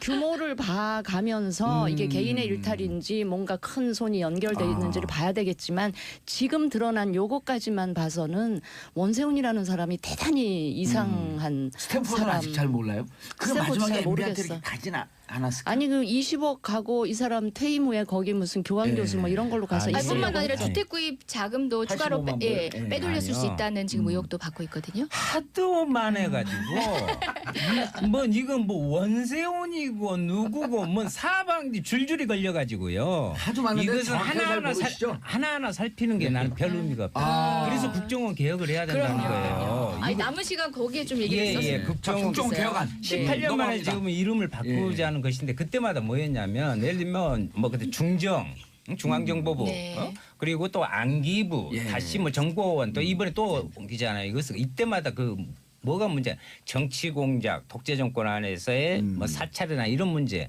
또 이것도 마찬가지예요. 댓글 문제부터 해가지고 그렇기 때문에 다시 바꾸고 기능을 정확히 축소하고 예. 자기 전문화하고 경찰로 검경수사 부분까지 수사권 분리 부분에 있어서 경찰에 넘기자 이런 부분이잖아요. 여기에서 반대를 이렇게 해요.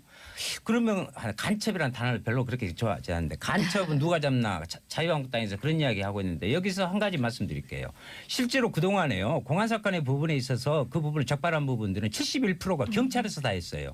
25%를 국정원이 했어요. 25% 국정원이 한 그 내용을 보면 전부 고문 조작 부분에 대다수 상당한 많은 부분을 차지하고 있거든요. 그래서 이 부분을 국정원을 완전히 개혁해야 알겠습니다. 여기 펜트하우스고 뭔 하우스고 이게 다 안 예, 개혁하죠. 예, 개혁. 윤수아 의원님께서 뭐 조금씩 언급하시긴 했는데 제가 개혁안? 조금 정리를 해드릴게요. 예. 국정원이 국회 정보위에 제출한 개혁안에 따르면 우선 명칭부터 말씀하셨듯이 달라집니다. 대외안보정보원으로 예정돼 있고요. 그다음에 대공수사권 등 모든 수사 기능을 폐지하거나 아니면 다른 기관으로 이관하도록 했고 정보 수집 범위를 두리뭉술하게 해놨던 걸 구체화합니다. 뭐 국외 북한 정보, 대테러, 국제범죄, 방위산업 침해 그리고 또 우리 경제안보 중요하잖아요. 그런 부분에 한정을 해놨습니다. 그간 이제 무분별하게 이루어진 공작을 반복하지 않기 위해서 한 조치고요. 그리고 불법적인 정보 수집 활동에 대해서 단호한 처벌 조항, 무거운 처벌 조항을 두었습니다. 뭐 아까도 이제 윤수아 의원님도 언급하셨다시피 간첩 누가 잡느냐라고 얘기했지만 수사권 없는 거에 대해서 얘기를 많이 하는데 민주국가에서 정보기관이 수사권을 갖는 경우가 없습니다. 예, 우리나라 같은 경우는 그것을 분단국가 상황에서 조금 활용을 해왔는데요. 그 수사권을 정작 간첩 잡는 데 활용한 게 아니라 다른 방식으로 국민을 통제하는 데 활용을 해왔던 거죠. 그 특수성 뒤에 숨어가지고 그릇된 목적으로 하는 바람에 국가 안보가 더 무너졌습니다. 근데, 국정원 개혁안은 국가 안보를 위한 개혁안입니다. 알겠습니다. 개혁안을 쫙 발표. 잘 나왔다. 예. 잘 나왔다. 어제 아름다운 개혁안을 발표를 했는데 예. 제가 오늘 아침에도 지적을 했지만 예. 그 발표 자체가 목적이 아니고 개혁을 하는 게 목표여야 되지 그렇죠, 않습니까? 그렇죠. 예. 발표 자체는 아름답게 했어요. 근데 그걸 이룰 수 있느냐를 놓고 우리 한번 보자는 겁니다. 저는 그 신고리 오리코기 공사중단 공론화위원회를 보는 것 같은 느낌을 받았어요. 왜냐하면은 이게 될 일을 얘기하고 있는 건가? 자 보세요. 현실적으로 지금 국회 정보위원장이 누굽니까? 또 이거 하고 나면 법사위를 통과해야 되는데 법사위원장은 또 누구예요? 전부 자유한국당 의원들이에요. 그리고 수적으로도 되질 않습니다. 그러려면은 이게 핵심이 대공수사권을 이양하는 거잖아요. 근데 대공수사권이 어디로 간다는 얘기가 우선 없어요. 그냥 대공수사권을 넘긴다는 것만 있고 그 정도의 사안을 하려면요. 최소한 국민들을 상대로 대공수사권을 어떤 이유로 무엇 때문에 넘겨야 하는지에 대해서 충분히 이해될 수 있도록 공론화 과정이 좀 공론화를 했어야 되는 겁니다. 그리고 이미 이런 공론화가 네. 무르익었어요. 네. 여러 가지 사건의 악용 사례에서 봤듯이 대공수사가 네. 국민을 통제하는데 그래서 어떻게 활용돼 왔는지 다 이건요. 봤죠. 제가 명단 짧은 명단 예. 하나 불러드릴게요. 김형욱 아시죠? 예. 김재규 아시죠? 전두환 아시죠? 장세동, 권영애, 신건, 김만복 이런 사람들이 한 게 국정원 안기부입니다. 예. 이거는 문제는 어디에 있느냐? 권력이 자기의 통치 장치로 국정원을 국정원을 쓰기 썼다. 때문에 예. 모든 일이 벌어지는 거거든요. 우선 그걸 놔줘야 됩니다. 그걸 놓으면은 모든 일이 해결돼요. 그걸 넣는 장치 시스템을 좀 만들자는 거예요. 좀 만들자는 건데 최소한 대공수사권 문제는 이렇게 딱 던져놓으면요 일이 되지를 않아요. 진수 의원님. 그래서 자유한국당에서 극렬하게 반대하잖아요. 아니 네. 저는 이런 생각이 들어요. 이게 빈대 혹시 우리가 지금 국정원을 개혁하겠다고 하는 게 빈대 잡으려고 그러다가 초과상관을 다 태우는 그 우를 범하지는 수준 높은 않을까. 비유예요. 그다음에 이름도 저는 국가정보원 굉장히 괜찮아요. 이거를 지난 과거 정권에서 버려놔서 그렇지 나는 예. 국정원 이름도 굳이 바꿀 필요가 있을까 하는 생각이 들고요.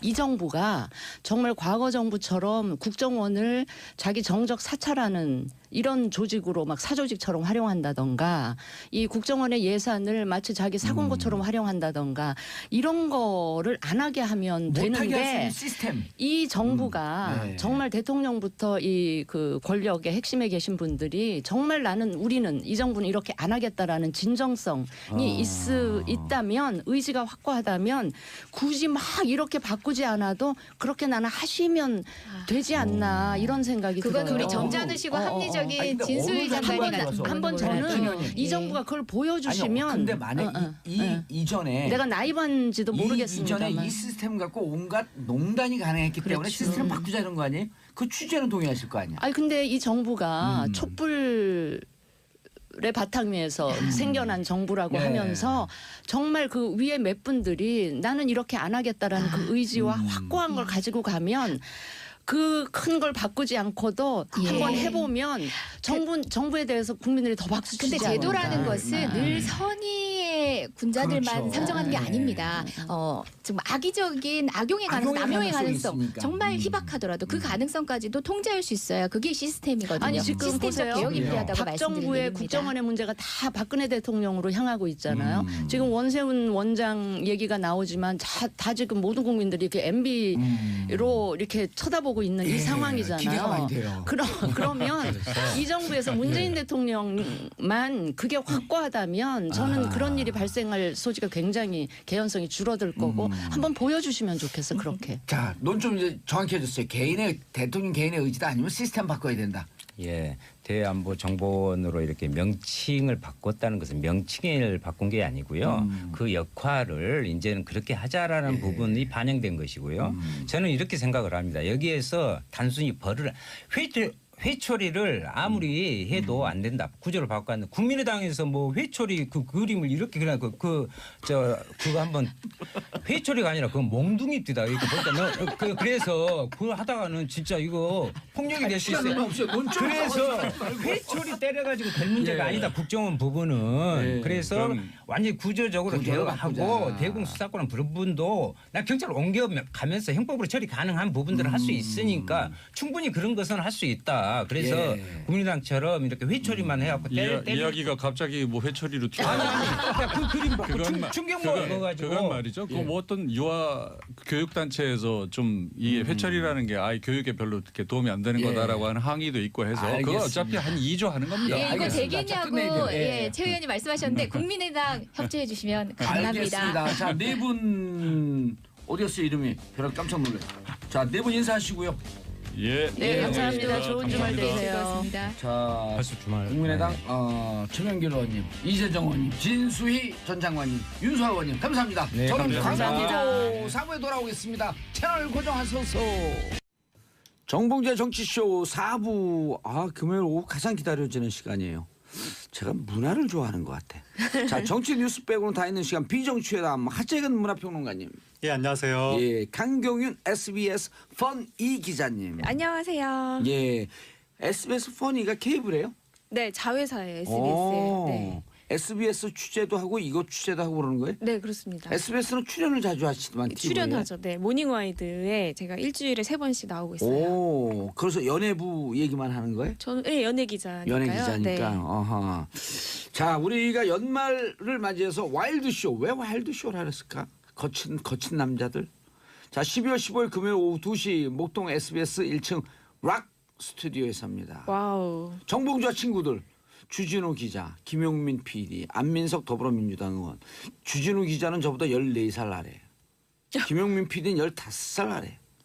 안민석 의원 저보다 5살 아래. 진짜요? 예. 그럼 어떻게 몰랐어요. 친구가 될 수 있지? 와. 예. 어벤져스인데요? 그거 제가 깜짝 놀래요. 그니까요. 거울을 보면 저는 늘 거울 속에 제 동생이 있는 거예요. 안민석 의원이 더 위로 보이는데 그러니까요. 그러네요. 얼굴만 봐서는. 정확하게 4년 아래. 자, 방청 신청은요. 샵 1035. 짧은 문자 50원, 긴 문자 100원. 간단한 신청 이유와 함께 보내주시면 당첨된 분들에게 개별 연락드립니다. 샵 1035. 지금 신청이 폭주하고 있습니다. 저희도 신청해도 되나요? 그럼요, 되죠. 저희도 신청하겠습니다. 하시면 패널 분들은 스피커 기회는 없어도 소개를 합니다. 그러면 나와서 또 그럼 잠깐 1분 예. 이것처럼 오늘처럼 이렇게 인터뷰처럼. 인터벌 구라로 들어가는 거죠. 네. 예. 나오세요 진짜 신청해갖고. 네, 그럴게요. 예. 강경희 기자 첫 네. 번째 뉴스. 네, 첫 번째 뉴스는요. 예. 어이가 없네라고 했던 이 베테랑의 재벌 3세 역을 했던 배우 유아인 씨가 최근에 지난주 한 주를 정말 뜨겁게 타올랐습니다. 오. SNS에서 큰 논란이 있었던 건데요. 예. 이 유아인 씨가 이게 최근에 애호박 게이트다 이렇게 불리더라고요. 애호박 게이트. 왜냐하면은 이제 트위터라고 말해도 되죠. 예. 예, 트위터에 한 누리꾼이 유아인 씨에 대한 얘기를 하면서 유아인 씨는 그냥 냉장고에 있는 애호박을 보고도 굉장히 큰 의미를 부여할 것 같다. 뭐 이런 얘기를 썼는데 그거를 유아인 씨가 검색을 해서 애호박으로 마저 봤음 찡긋 이런 글을 올리게 되면서 이게 논란이 된 거죠. 근데 네. 유한 씨가 뭔가 의미 있는 트윗을 먼저 날렸기 때문에 그런 거 아니에요? 그러지 않나요? 네, 네티즌이 먼저 이제 글을 아. 썼고 거기에 대해 유아인 씨가 그런 장난 어린 얘기를 했는데 사실 장난은 안 이게 들리는데요?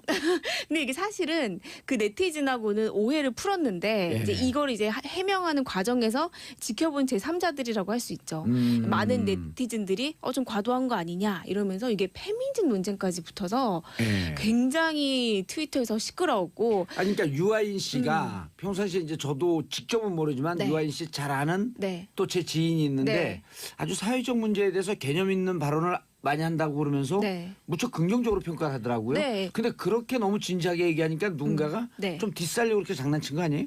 아무래도 그러니까 이게 그렇죠. 지금 장난이죠. 말씀하신 그 애호박 글의 내용이 예. 그 네티즌이 유아인 씨를 보면 마치 그 애호박 하나 있는 걸 보면서 나한테 혼자라는 건 뭘까? 이렇게 말을 걸 것 같은 느낌이다. 너무 진지하게 그러니까 유아인 내세에 씨가 의미 부여한다. 뭔가 좀 이렇게 철학적 잠언 같은 느낌으로 아하. SNS에 글을 많이 올렸는데 아하. 네티즌들이 보기에는 그 글이 뭔가 우리 정서에는 안 맞는다 이렇게 생각이 괜히 되다 있어 보이는 보니까 척하고 그게 네. 허세 아니냐 뭐 그런 얘기도 있고 허세하면 또 허세정이라고 제 근처에 있는데. 또다시 깔때기로 들어가는 건가요? 네. 예. 아니 근데 저는요. 네. 그래서 지금 제3자가 문제가 된 거 아니에요? 그러니까 이게 지금 논란이 좀 다른 식으로 불이 붙었습니다. 그래서 제가 이걸 왜 그런가 저희도 사실 연예부 기자다 보니까 트위터 설정 같은 거는 이게 지나가는 바람 같은 거라서 연예부 기자도 이거 다뤄야 되냐 안 다뤄야 되냐 굉장히 고민을 하는데 저도 보면서 제3자로서 보다 보면 유아인 씨 성격 자체가 그냥 이렇게 뭐 청룡 영화상에서 수상 소감으로 굉장히 길게 얘기를 하면서 이 사람들이 저거 허세 아니냐 이런 얘기를 하는 사람도 있고 또 일부분에서는 저건 허세가 아니라 유아인 그 자체다라고 얘기한 사람이 있는데 제가 아는 사람은 그렇게 얘기해요. 네. 아주 깊고. 네. 예. 저도 유아인 씨를 몇 번 이제 인터뷰도 해보고 공식석상에서 보기도 하고 유아인 씨가 그동안 했던 행적들 같은 거 보면은 유아인 씨는 좀 본인의 아이덴티티를 연예인이라고 생각하지 않아요. 본인은 이제 아티스트다. 어허. 그리고 본인이 말하는 것, 그리고 그림 그리는 것, 디자인하는 것, 글 쓰는 것 모든 것이 다 유아인이다. 이렇게 생각을 하는 사람이에요. 미술 했었나요? 디자인을 좀 하고요. 최근에는 이제 본인의 그 아티스트 그룹 같은 걸 꾸려서 요즘에는 최근에는 봉도사님 아시는지 모르겠는데 예. 이태원이나 강남 이런 데 중심으로 아티스트 그룹 같은 게 있어요. 있어요. 예. 그래서 뭐 예를 들어서 디자인하는 사람도 있고 음악하는 사람도 있고 그래서 굉장히 복합 멀티미디어 아티스트 시대거든요. 저것도 있어요. 랭귀지 아티스트 구라 푸는 사람들. 우리는 일단 만나면 구라를 풀거든. 그러니까 약간 예. 비슷한 부분이 있어요. 정봉주 이 도사님하고 유아인 씨하고 비슷한 부분이 있어요. 저는 아주 한 200% 이해가 돼요. 이해되시죠? 예, 그리고 이해할 줄 알았어요. 저는 어떤 분이 트위터로 좀 공격적이고 약간 네. 그 몸싸움 비슷한 네. 그 한번 들어왔어요. 트윗을 날려요. 막 들이댔어요? 그럼 저는 바로 현피 뜨자 그러죠. 아 그래요. 그래갖고 이제 문제가 막 돼요. 네. 어디 사냐 내가 갈게. 네, 네. 그럼 나한테 지금 협박했어요. 그러고 그런 분들이 꼭 카피해갖고 인터넷에 올려요. 올리죠. 그럼 아이 픽업하래 무서우니까 피하려면 피해. 그래갖고 문제가 되는데 저는 계속해요. 왜냐하면 그렇게 공격할 때는 공격한 거에 대해 책임을 져야 되는 거 아니에요? 근데 네. 그 진짜 비슷하시다. 유아인 씨하고 봉도사님의 다른 점은 봉도사님이 사용하는 언어는 질박한 서민의 언어. 질박하는 뭐예요? 뭐 이렇게 고급스러운 언어는 안 쓰지 않습니까? 질이 천박한 맞아요. 소박한 서민의 언어. 봉도사님 참지 마세요. 상식적인 서민의 언어. 현피 뜰 수도 없어. 보고 있으니까. 지금 들이댄 것 같아요. 하여튼 그런 상식적인 언어를 쓰시는데 여기 약간 유아인 씨 자만스럽다. 같은 경우에는 뭔가 이제 그걸 뭐라고 표현? 말이 좀 복잡하다 한마디로. 그래서 옛날에 정조대왕이 문체 반정 운동을 하지 않았습니까?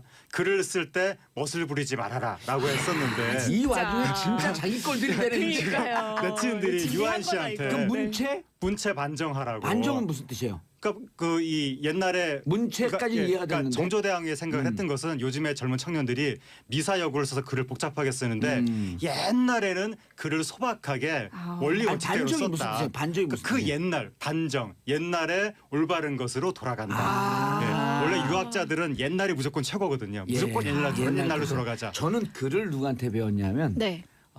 글과 말 이런 글 쓰는 건 문익환 목사님한테 배웠어요. 오 진짜요? 문익환 목사님은 신구 네. 구약성서 신약성서 번역하신 분이죠. 신구교 공동 번역자예요. 와. 그걸 번역하고 난 다음에 시인이 되셨어요. 와. 그리고 나서 늘 강조하는 게 글은 말하듯이 써라. 와. 그게 문체 반정의 더 쉬운 말이에요.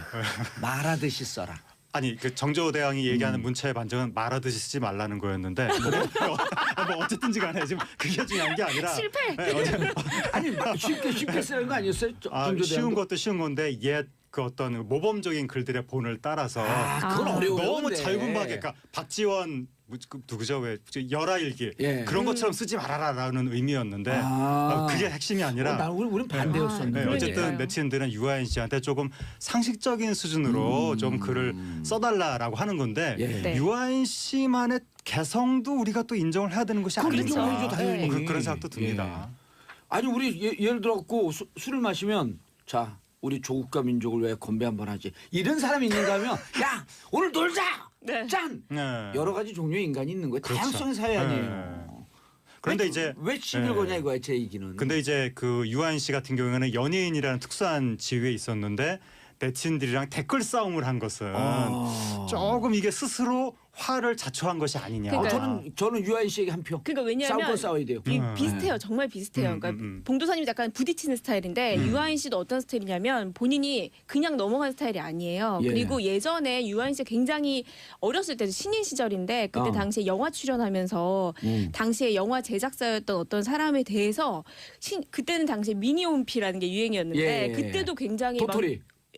싸이월드. 네네 막 음악 주고 막 그때도 싸이월드에다가 이거는 문제가 있다라고 굉장히 용감하게 글을 남겼었어요. 그러니까 본인이 소속사 유아인 씨가 있었던 소속사 사람들한테 물어봐도 유아인 씨는 어떤 소속사에서 이렇게 컨트롤을 할 수 있는 그런 스타일이 아니라 그 자체로 자신이 이미 아티스트라고 생각하기 때문에 이런 뭐 누가 이걸 해라 저거라가 안 돼요. 그러니까 제가 한마디로 정의를 하면 네. 유아인 씨는 네. 리버럴리스트의 전형이에요. 그런 것 같습니다. 예. 네. 자, 근데 한 정신과 전문의가 유아인 씨에게 경조증 진단을 내렸다. 이건 뭐죠? 그러니까 경조증이? 이게 경조증이라는 게 예. 그 이제 가벼운 어떤 그 정신 질환이라고 해야 되나요? 그러니까 그런 얘기인데 왜냐하면 이제 유아인 씨가 너무 많이 조울증의 그 조자죠. 조울증보다 약한 건데요. 경조증. 네, 왜냐하면 이제 유아인 씨가 트윗을 갑자기 많이 하고 그리고 네티즌들과 설전이 붙고 이런 식으로 본인에 대해서 좀 과도하게 자의식에 사로잡혀서 너무 많이 자신에 대한 의견을 피력하는 게 이 증세일 수 있다라고 어떤 정신과 의사가 얘기를 했는데 이분도 어렵게 썼네. 초기 단계의 관종이다? 이렇게 하면 쉽잖아요. 아니 근데 네. 봉도사님도 약간 조증의 기미가 있을 수도 있고. 저는 조증이 아니고 네. 저는 과면성 우울증. 그래요? 가면성 우울증. 가면 밖으로는 늘 웃고 있는데 네. 속으로는 항상 우울하고 외롭고 울고 있다. 군중 속의 고독이라고 할까. 부산의 정신과 전문의가 내린 진단이에요. 예. 그럼 도망갔어요. 아니 근데 어디 간지 없어졌어. 아니, 없어졌어요. 방송 다시 하시니까 사라진 거죠. 상담을 받으셔야 될 것 아니 같은데. 그분은 저를 염려해 주는 거로 정치인이 저렇게 정치를 못 하고 있으면 그리고 자기 네. 그 팟캐스트 할 때 네. 자기 방송만 하고 있으면 속으로는 급하게 우울하니 옆에 네. 있는 사람들이 좀 잘해줘야 된다. 네. 돈도 막 주고 예, 술도 막 사주고. 근데 봉도사님 관종이라는 단어에 대해서 부정적 인식이 없으시죠? 전 좋아해요. 그쵸. 전 제일 좋아하는 표현이 탄돌이. 그게 뭐죠? 탄돌이 옛날에 탄돌이. 노무현 이제- 대통령 예. 탄핵이 없었으면 국회의원 안 됐을 사람. 못 됐을 사람. 그렇게 능력이 허접한 거예요. 그래서 탄핵 때문에 국회의원 된 탄돌이. 그때 이제 막 그 상대 당이 너 탄돌이 하냐 그러면 너무 고마워요. 전 탄돌이에요. 왜냐하면 시대 정신에 충실했던 거거든요. 2004년 총선 때 우르르 외치달았던 예. 그렇죠 그분들. 탄돌이. 근데 저도 관종이라면 너무 좋아요. 그러니까 본인의 아이덴티티를 이렇게 인정하면 쉬운데 그래서 지금 계속 싸우고 있어요 유아인 씨와. 지금은 잠깐 좀 소강 상태죠. 소강 그럼 오늘 상태인 우리가 게 싸움도 한번 붙이죠. 아니, 그죠. 싸우라고. 그럼 안 돼? 네. 근데 그 미국의 어느 학자가 역사상의 유명한 위인들을 분석을 한 책을 낸 게 있는데 네. 대부분이 다 조증이더라. 라고. 조증이니까 에너지가 넘쳐가지고 네. 일을 많이 해서 위인이 됐다. 그렇게 분석을 해서 뭐 경조증이라고 해도 엄청나게 인격적으로 모욕을 그러니까. 가한 건 아닌데 네. 하지만 또 네티즌들이 보기에는 의사가 이분이 일반 네티즌이 그랬으면 뭐 그런가 보다 할 텐데 의사가 마치 진단을 내리듯이 했기 때문에 이거는 개인 정보인데요. 유아인 팬들은 또 화가 나는 거죠. 뭐 팬들뿐만이 아니라 상식적으로 봐도 의사가 남의 개인 정보, 자기 진단 정보를 공개한다는 것 자체가 윤리에 맞느냐. 그래서 정신과 의사 그분들이 계시는 어떤 협회에서도 여기에 대해서 반박을 하면서 비밀을 뭐 공개했다. 그런 식으로 또 이게 논란이 되고 근데 있는 그분이 거죠. 정신과 의사인 건 맞는 거예요? 맞아요, 맞아요. 본인이 그렇게 확인해 말을 봤어요? 하고 있고. 네네, 한번 맞아요. 전화 연결 한번 그게 해보죠. 아니고. 여보세요? 여보세요? 지금 경조증을 앓고 있대요. 그러니까 그 과거에 네. 이영자 씨도 예. 그분이 뭐 다이어트를 어떻게 했네 안 했네 그것과 관련해서 논란이 있었을 때 맞아요. 어떤 의사가 어떤 의사가 자기가 아니라 그거를 그때 그 청와대 그 의사 그분이에요. 김원혜요. 김영재 씨. 김영재 씨. 네. 예. 뭐처럼 그거 어떠니라고 비밀인데? 했는데 그분이 그거 절대 얘기해달라고 그랬는데. 아무튼 그래가지고 그때도 의사가 어떻게 남의 진료 정보를 공개할 수 있느냐라고 해서 문제가 됐었는데 맞습니다. 유아인 씨가 또 그걸로 지금 논란이 되는 거죠. 고은주님, 유아인이 죄를 지은 것도 아닌데 글이 좀 보기 싫다고 사람을 너무 모는 것 같아요. 그리고 어찌 보면 연예인은요, 네. 공인 아니에요. 아니죠. 유명인일 뿐이지 사인이죠. 네, 그렇죠, 사인이에요. 그렇죠. 그리고 그렇습니다. 연예인들에게 공적 책무를 강조하는 건 과해요. 네, 그렇죠. 네. 봉도사님은 공인이세요, 사인이세요? 저는 공사. 준공인이죠. 왜냐하면 공사. 전직 국회의원이시니까 네. 준공인. 근데 공사는 아니고 네. 육사를 갈라 그랬었어. 그분에 있음. 받기 어려운 아재 개그. 네. 자, 다음 하재근 네. 문화평론가. 그래서 유아인씨 문제를 좀 우리 사회가 너무 진지하게 가벼운 걸 맞아요. 진지하게 갖고 싸우는 경향인데 네. 유아인씨 측도 또 반대 측도 그냥 가볍게 퉁치고 네, 이 역시 예. 넘어가리라. 이 또한 지나가리라. 뭐 지나가리라. 세상에 그런 분도 있는 거고. 오늘 네. 저녁에 네. 소주 한 잔에 털어서 마시세요 그냥. 그러니까요. 아 멋진 해결법. 봉도사반이 할 수 있는. 네. 나 SBS 봉도사야 봉도사. 이거 뭔지 모르죠? 뭐죠? 범죄도시야. 나 헐빈 장첸이야 장첸. 아, 제가 그 영화를 아직 안 봤습니다. 아, 많이 아니 웃기 아예 웃기니? 아예 안 안 봤기 봤니? 때문에 아예 안. 아예 안 봤니? 곧 아예 보도록 안 봤니? 하겠습니다. 전화 아이 봤니? 곧 예. 보도록 하겠습니다. 예. 그리고 제가 전해드릴 소식은 영국 왕실에서 예. 아 깜짝이야 엄청난 결혼 소식이 전해졌는데 음. 해리 왕자 결혼한다는 소식이 전해졌는데 예, 다이애나 비의 그- 아들. 예, 그 왕자하고 결혼할 그 여성하고 같이 찍은 사진을 보고 제가 깜짝 놀래가지고 그 여성이 누가 봐도 유사기엔 혼혈 같은 느낌이 드는 거예요. 아. 영국 왕실이 영국 왕실은 그 혈통은 어떻게 되나요? 굉장히 보수적이죠. 코케이전 백인만 네. 할 수 있는 건가요? 뭐 그 법으로 정해진 건 아니지만 딱 관행. 봐도 네. 어떤 영국의 앵글로색슨 그 혈통을 앵글로색슨. 지킬 거라는 걸 아. 뻔히 짐작이 그러네. 가는데 사진만 봐도 제가 흑인 혼혈 같은 느낌이 들어가지고 제가 깜짝 놀랐는데 아. 이게 점입 가격입니다. 연상이고 오호. 국적이 미국 사람입니다. 와중에 이혼 경력 오호. 대박 사건이죠. 이혼 경력이 있고 흑인 혼혈 엄마가 흑인이랍니다. 아. 네, 아프리카계 그러- 미국인. 그러한 여성을 영국 왕실이 지금 왕이 계승서열 5위인가 뭐 4위인가 5위예요. 네. 5위인가 그런데 계승서열 5위 지금 부인으로 그러니까 공작 부인 되는 거거든요. 지금 부인 되면 케임브리지 공작 부인 되는 거거든요. 그 영국 왕실이 지금 난리가 났어요 영국이. 아니요. 뭐 굉장히 난리까지는 긍정적이에요. 아닌데 아, 세계적으로 긍정적이- 화제가 되고 있는 세계적으로 거죠. 화제가 됐지만 네. 긍정적이다. 네, 매우 영국- 놀랍게도 영국이 이 사건을 그냥 받아들이고 있습니다. 아, 그러니까 유아인 씨 사건도 이렇게 받아들이면 되는 거예요. 세상이 변할 거예요. 그럼요. 네. 근데 아, 이분이 예전에는요 또 불과 한 7, 8년 전만 해도 네. 정치인이 방송을 한다는 걸 상상도 그렇죠. 못했어요. 맞아요. 그렇죠, 그렇죠. SBS 전향적인 방송국이에요. 놀라워요. 사장님에게 박수가 아니라 사장님이 잘 운영하도록 견제해준 아. 음. 노조에게 박수를. 노조원이에요? 야, 네. 근데 이거 놀라운 사건이네. 그리고 또 그렇죠, 그렇죠. 여배우예요, 여배우. 그러니까 맞다. 직업이 또 미국 배우예요. 배우예요? 네. 네. 그 아, 그거는 좀 부럽다. 미국 법정 드라마인 슈트의 여주인공이에요. 예? 뭐해? 법정 드라마 슈트라고 있거든요. 아. 거기에 이제 여주인공이고요. 음. 예, 말씀하신 대로 어머니가 미국계 아프리카인, 그리고 아버지는 네덜란드계 영국인. 아, 네. 그리고 지금 사는 곳은 미국 토론토라고 하고요. 아, 예, 캐나다 토론토예요. 네네, 미국 네. 캐나다 토론토에서. 네. 왜냐면 슈트가 촬영지가 캐나다 토론토거든요. 아, 숯 수트, 수트. 네, 드라마. 네. 네. 무슨 뜻이에요? 이건 옷이라는 뜻? 옷이란 그쵸. 뜻인 것 같습니다. 오. 네. 그렇죠.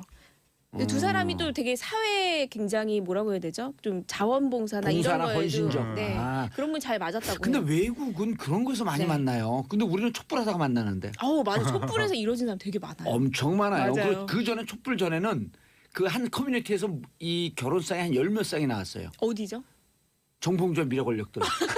제 팬카페도 그래서 제가 아, 진짜요? 여기서만 주례를 한 10몇 건을 봐요. 오. 그것도 약간 나이 드신 분들이. 아. 그러니까 어, 예. 어마어마한 국가적 기여를 한 거예요. 아 참 나이 드신 분들 생각났다. 요번에 예. 결혼하는 의식의 그 흐름대로 방송하시는 왕자- 분입니다. 부인이 음. 나이가 연상인데 36. 연상이에요? 예, 왕자보다 나이가 3살인가 많은데 나이가 36이라고 해가지고 예. 이것도 조금 일반적인 케이스는 아니다. 그러니까 4년 있으면 40살 되는 나이인데 예. 이혼 경력이 있고 그래도 영국의 왕자하고 결혼을 할 수 있구나라고 해서 이것도 상당히 또 많은 뭐 여성분들한테 좋은 신호다. 그럼요. 해외에서 화제가 되고 있습니다. 그리고 나 결혼하려면 국가 복지가 잘 돼 있어야 돼요. 얼마 전에 우리가 그 술 한 잔 먹으면서 애 하나 낳는데 200만 원씩 다달이 해줘야 돼요. 그래야지 애 키웁니다. 그랬더니 거기 있던 여성분들이 다 약간 35세 이제 막 그 결혼 정년기에 들어가는 여성분들인데 네네. 난리가 나고 200만 원씩 좀 다 난다는 거예요. 다 결혼하고. 네. 그러니까 그렇죠. 이제 결혼해서 향후에 생활에 대한 보장이 없으니까 그러면 결혼을 못 하는 근데 거니까. 이게 이런 복지는요 장점이 절대 저축 안 하고 다 써요 100%. 그러니까 아. 국가에서는 잠시 밖으로 나갔다 다시 들어오는 거예요. 네. 쓸 수 있는 돈. 다 쓰는 거죠. 그렇죠. 자. 하여튼 뭐 그건 그런데 무슨 얘기하려고 그랬지? 자, 아, 맞다. 영국 왕 요번에 그러니까 예를 들어 이게 조심해야 예. 돼요. 이혼녀나 나이 많은 연상의 여자가 문제가 있다. 제가 이런 그런 식으로 분들이 들릴 수 문제가 있어요. 있다는 게 아니라 예. 영국 왕실의 전통에 왜, 그렇죠. 비추어서 왜냐하면 그건 관계 없어요. 저도 이혼했거든요. 1936년에 예. 영국 왕이 예. 미국의 이혼 여성하고 결혼하려고 한다는 이유로 왕위에서 쫓겨났거든요. 네, 그 언제요? 배경이 영화 킹스 1936 스피치잖아요. 년에. 1936년 예. 킹스 스피치.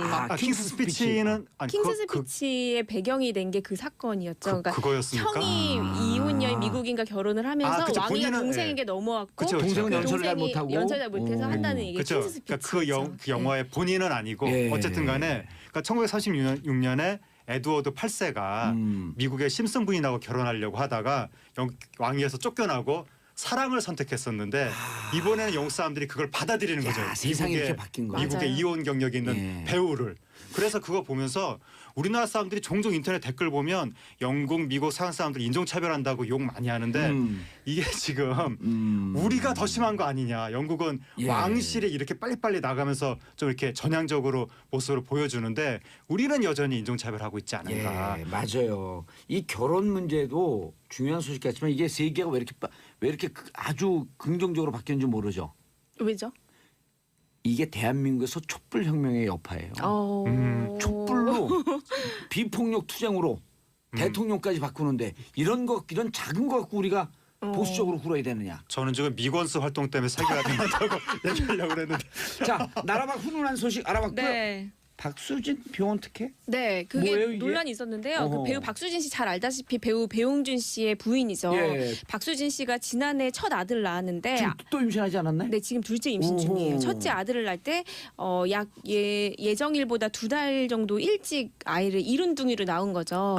그래서 이제 그 조산을 냈군요. 그렇죠. 한 병원에 조산을 해서 그 집중치료실 신생아 집중치료실에 있었는데 그럼 인큐베이터 바로 들어가야 되니까. 그렇죠. 들어가야 되는데 이제 문제는 제1 집중치료실과 제2 집중치료실이 있는데 박수진 씨가 이제 병원으로부터 혜택을 받았다라는 주장이 나오게 된 게 좀 많이 좀 상태가 많이 안 좋고 많이 아픈 아이들은 1치료실에 있다가 이제 2치료실에서 중간에 이제 나중에 퇴원을 하게 되는 건데 박수진 씨 아이는 시종 1셀에서 그러니까 1치료실에 있는 A셀에서 계속해서 치료를 받으면서 나중에 그곳에서 퇴원까지 했다 이런 얘기를 하면서 이 A셀은 정말 상태가 많이 안 좋은 8침상밖에 없다고 해요. 아하. 그래서 굉장히 밀려 있고 또 우리나라에서는 가장 최고의 그 의료진이 있는 곳이기 때문에 네. 들어가려는 환자들이 굉장히 많은데 박수진 씨가 2달 동안 이곳에서 있었다 해서 특혜다라는 지금 논란이 불거진 거죠. 병원이 이쪽 그 강북에 있는 제2모 병원인가요?